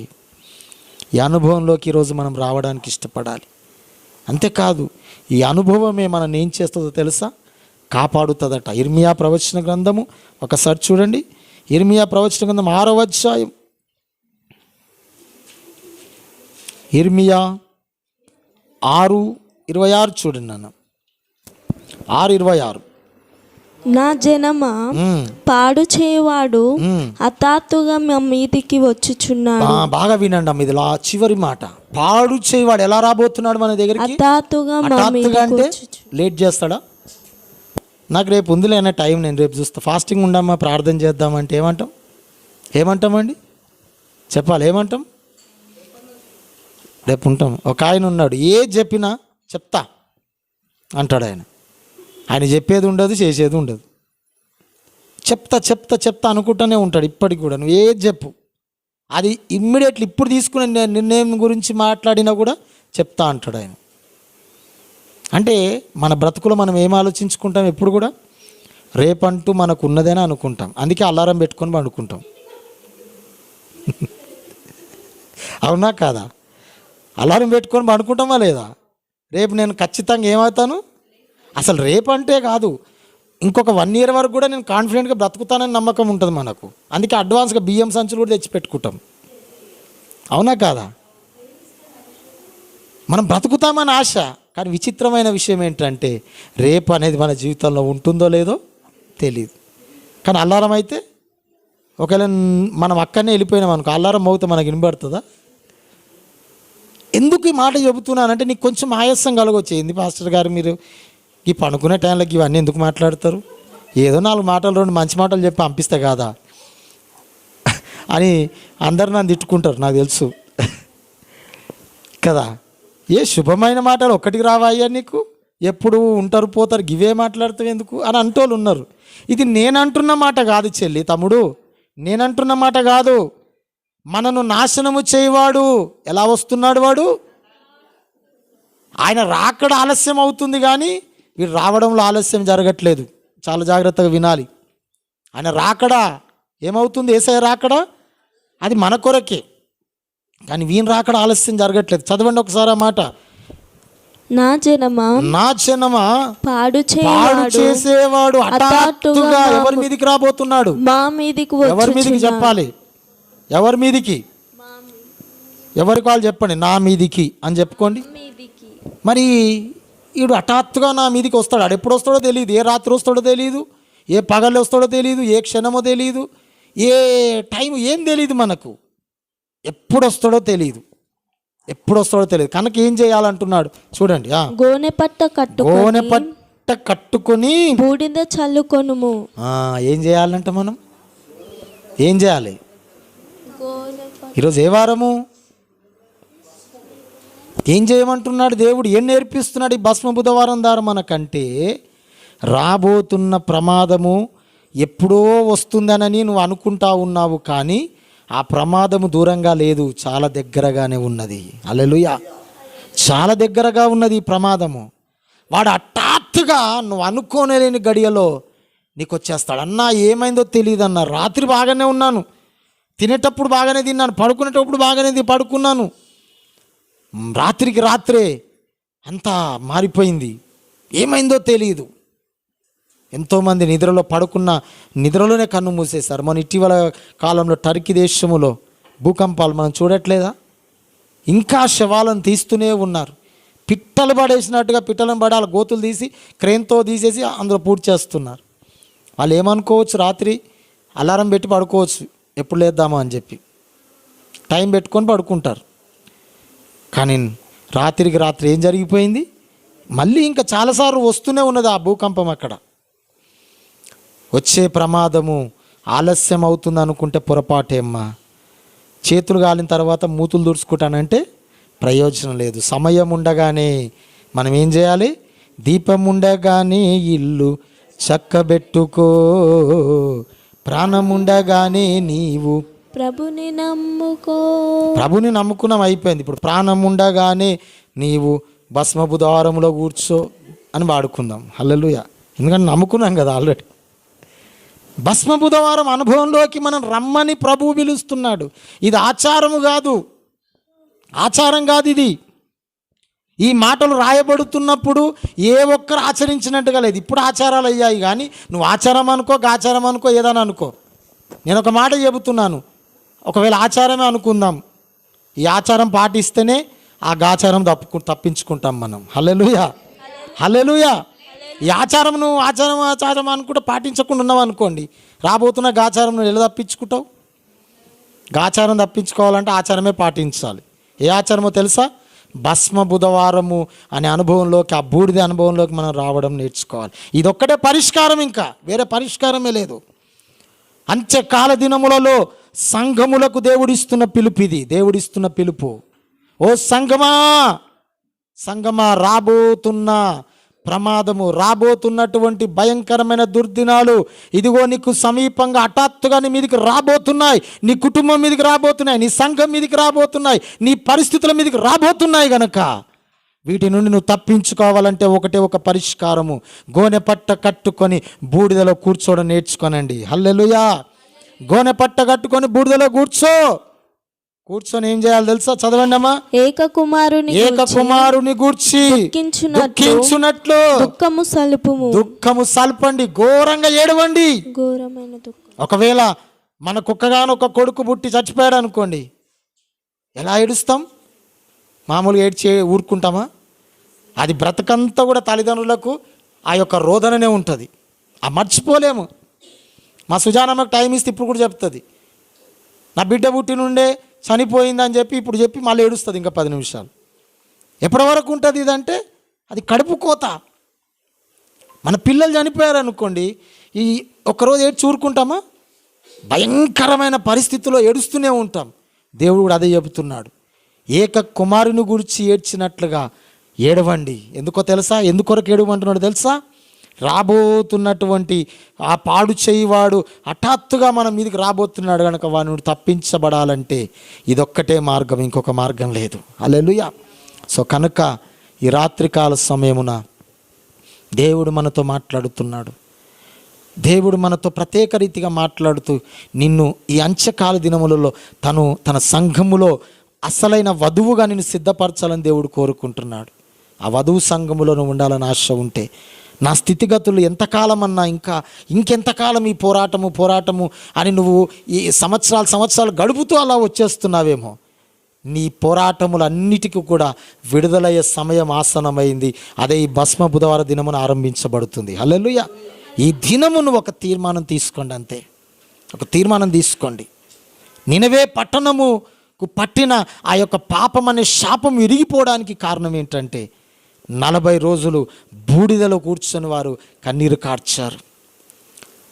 సొదొమ గొమొర్రాల మీద ఆ యొక్క పట్టణాల నుండి లోతు కుటుంబం తప్పించబడడానికి కారణము అబ్రహాము చేసిన ప్రార్థన, నేను దుమ్మును ధూళినయ్యా బూడిదనై ఉన్నానని చేసిన ప్రార్థన.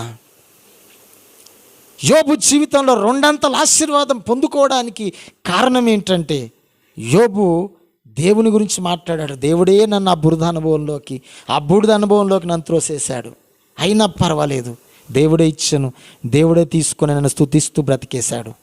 2 అంతల అనుభవాన్ని పొందుకున్నాడు, ఆశీర్వాదాన్ని పొందుకున్నాడండి.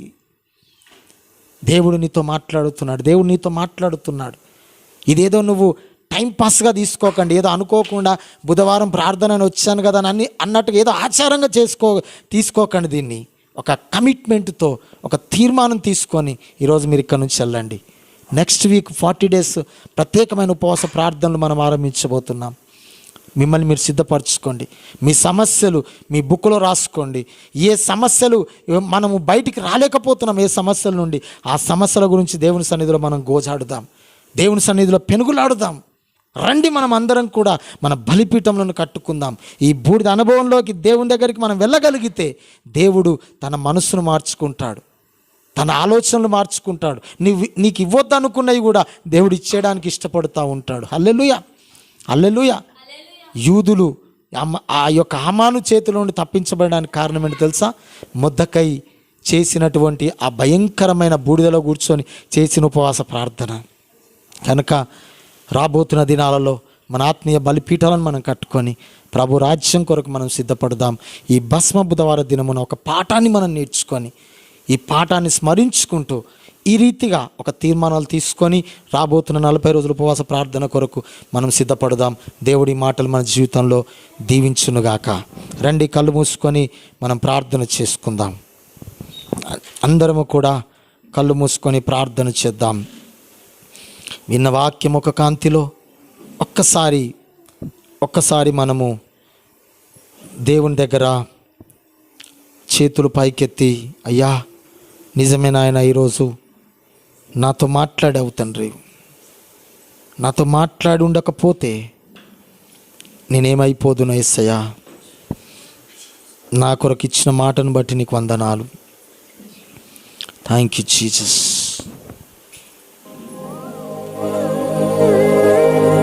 Thank you lord. హల్లెలూయా. చేయండి, అందరూ ప్రార్థన చేయండి.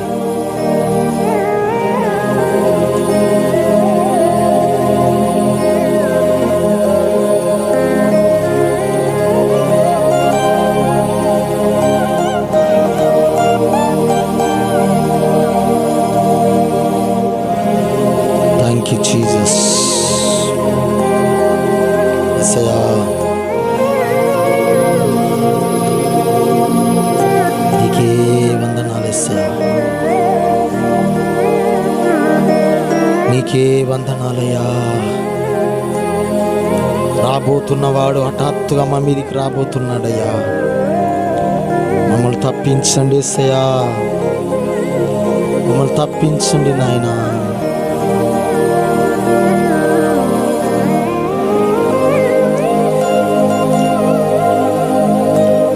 దేవా, నీవు లేకుండా మేము ఉండలేము యేసయ్యా.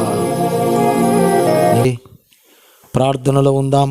ఎవరైనా ఒకరు ఆత్మచేత ప్రేరేపించబడుతూ ఉంటే విన్న వాక్యాన్ని జ్ఞాపకం చేసుకొని మన తీర్మానాలన్నింటినీ కూడా దేవుడు స్థిరపరచున్నట్లుగా ఒక తీర్మానముతో మనం ముందుకు వెళ్ళబోతుండగా ఆ రాబోతున్న ఆ శత్రువు నుండి మనం తప్పించబడినట్లుగా దేవుడు మనకు సహాయకుడిగా ఉండి నడిపించినట్లుగా ప్రార్థన చేయండి.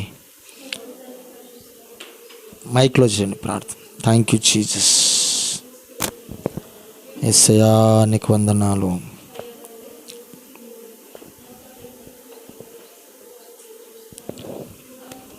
దేవా నీకు వందనాలు. యేసయ్యా నీకు వందనాలు. Thank you lord master. ఇదిగో నా తండ్రి నైనా రాబోతున్నటువంటి ఉగ్రత నుంచి, రాబోతున్న సమస్య నుంచి,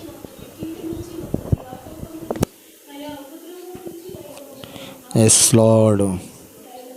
ఏం చేస్తే మీరు తప్పిస్తారు? ఇదిగోనైనా ఎస్తేరునైనా జనాంగం గురించి నాయన శ్రమ రాబోతుందని తెలుసుకున్నప్పుడు నాయన ఆమెను ఈ జీవాలను నాయన స్తోత్రం. హల్లెలూయా.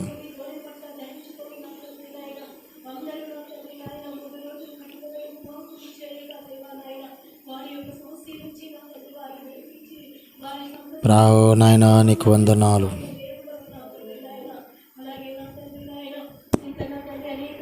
Thank you Jesus.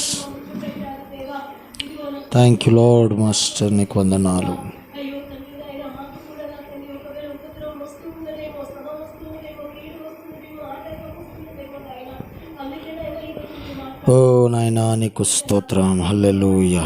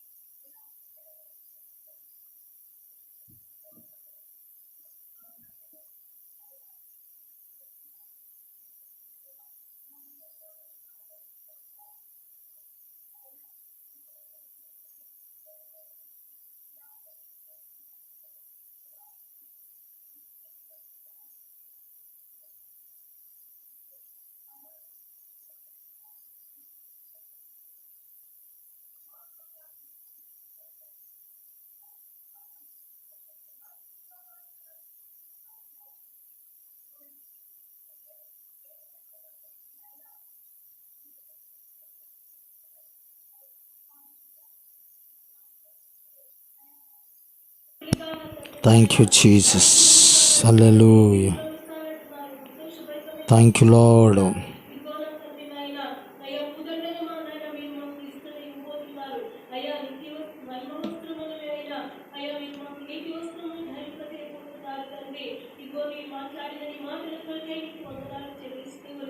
అయ్యా మేము మా సంఘస్థులందరినీ కూడా జ్ఞాపకం చేసుకుంటూ ఉన్నాము నాయన. మా మీద ఏ శ్రమ రాబోతుందో, ఏ కీడు రాబోతుందో, ఏ అనారోగ్యం రాబోతుందో, ఏ కుటుంబం రాబోతుందో నా తండ్రి మాకు తెలియదు. కానీ నా తండ్రి నాయన సమయం ఉన్నప్పుడే దాని కొరకు ప్రార్థన చేయమని సెలవిచ్చి ఉన్నారు. ఉపవాసముతో నా తండ్రి మా చిత్తమైతే నీ చిత్తమైతే నా తండ్రి నాయన ఉపవాస ప్రార్థనలోకి మీరు మమ్మల్ని నడిపించండి దేవా. దాన్ని జయించగలిగే శక్తి నీ ప్రార్థన ఆయుధాన్ని మీరు మాకు దయచేయండి అయ్యా. ఎలాంటి ప్రార్థన చేస్తే మీరు మాకు విజయం అనుగ్రహిస్తారో తండ్రి నీకు స్తోత్రం. దేవానికి వందనాలు. ఆ ద్వారా అనుభవంలోనికి మీరు మమ్మల్ని తీసుకొని వెళ్ళండి దేవానికి వందనాలు. యోగు జయ జీవితం పొందుకున్నాడు దేవా. ఎస్తేరు జయ జీవితం పొందుకున్నది. తన జనాంగం అంతయు జయ జీవితం పొందుకున్నారు అయ్యా. యెషయా గ్రంథంలో మీరు చెప్పినట్లుగా ఉదటన తండ్రి మాకు ఇవ్వబోతున్న దేవుడు నా తండ్రి తండ్రి. మా మా గత జీవితం అంతా ఎలా ఉన్నాను నా తండ్రి, దాన్ని మర్చి ఇదిగో నూతన జీవితంలో నా తండ్రి మీరు ఇవ్వబోతున్నారు. ఎంత గొప్ప దేవుడిగో నా తండ్రి, నేను ఇచ్చే ప్రేమను బట్టి నీకు వందనాలు తెలియజేసుకుంటూ ఉన్నాం. ఇదిగోనైనా ఎలాంటి సమస్యలతో ఉన్న వారికి నా తండ్రి, ఈ రోజు నుంచి వారి సమస్యలని ముందు పెట్టుకొని ఆయన ప్రార్థన చేస్తూ ఉండగా నా తండ్రి నాయన వారి నుంచి విడుదల కలుగుని కాక నాయన నీకు వందనాలు. అంతేకాదు నాయన వారి యొక్క అనారోగ్యము నా తండ్రి నాయన అయ్యా అనారోగ్యం నుండి వారు నా తండ్రి విడుదల పొందలే కాక ఆరోగ్యములు కలుగు చేయడం మిమ్మల్ని ప్రార్థన చేస్తూ ఉన్నాము తండ్రి. మీ రక్షణ హస్తముల కిందికి మమ్మల్ని అందరినీ తీసుకురండి. భార్యగా తండ్రి మా యొక్క వారందరినీ రక్షణ హస్తముల కిందికి తీసుకొని మీరే మంచి ఆరోగ్యం బలమైన శక్తిని మిమ్మల్ని ప్రార్థన చేస్తూ ఉన్నాం. మీ ప్రార్థనా శక్తి శుద్ధాత్మ అభిషేకములు అందరి మీద నింపి వసతి ద్వారా జ్ఞాపకం చేసుకుంటూ ఉన్నాం.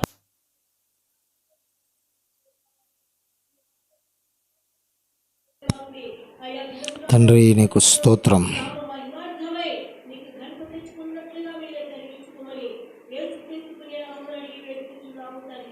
ఆమేన్. తండ్రి నీకు స్తోత్రము నాయన. పరిశుద్ధుడా, ప్రేమ కలిగిన మా యేసయ్య నీకే వందనాలు చెల్లిస్తున్నాం. ఈ సాయంకాల సమయమున ప్రభువా, ఈ భస్మ బుధవార దినమున ఒక అద్భుతమైన సందేశముతో మాతో మాట్లాడారు ప్రభువా.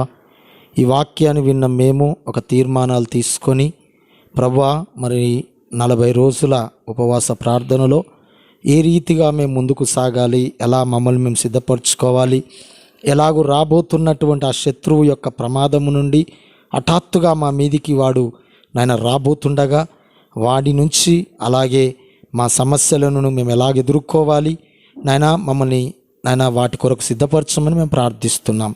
ఇదిగో నాయన, ఈ రాత్రికాల సమయమున ఆన్లైన్ ఫేస్బుక్ యూట్యూబ్లో ఉన్నవారు ఇక్కడ చేరి వచ్చిన ప్రతి ఒక్కరిని కూడా నాయన ఒక మంచి తీర్మానాలతో మీ సన్నిధి కొరకు, నీ రాకడ కొరకు నన్ను మమ్మల్ని అందరినీ సిద్ధపరచమని మా గాపే ప్రే టెంపుల్ సంఘాన్ని మీరు దీవించి సరిహద్దులను మీరు విశాలపరిచి అన్ని రీతులుగా ఆధ్యాత్మికంగా, భౌతికంగా, కుటుంబపరంగా, ఆర్థికపరంగా నాయన అన్ని విషయాల్లో మేము దీవించబడుతూ ఆశీర్వదించబడుతూ బూడిదకు ప్రతిగా నాయన ఆ మీయబోతున్న ఆ పూదండ సంతోషం అనే ఆ యొక్క స్తుతి వస్త్రాన్ని మేము ధరించుకునే కృపలో మేము పాలు పంపులు పొందే ధన్యులను మమ్మల్ని చేయమని నాయన ఈ సాయంకాలపు ఈ భస్మ బుధవార ప్రార్థనను బట్టి ప్రత్యేకంగా నిన్నే స్తుతిస్తూ గణపరుస్తూ ప్రతి ఒక్కరి అవసరతలు అక్కరలను మీరే తీర్చి నీ నామముకు మహిమ ఘనత ప్రభావాలు తెచ్చుకోమని నీకే వందనాలు స్తోత్రాలు చెల్లించుకుంటూ యేసు నామమున అడుగుతున్నాను తండ్రి, ఆమేన్. తండ్రి, కుమార, పరిశుద్ధాత్మ త్రియేక దేవుని అన్యోన్య సహవాసం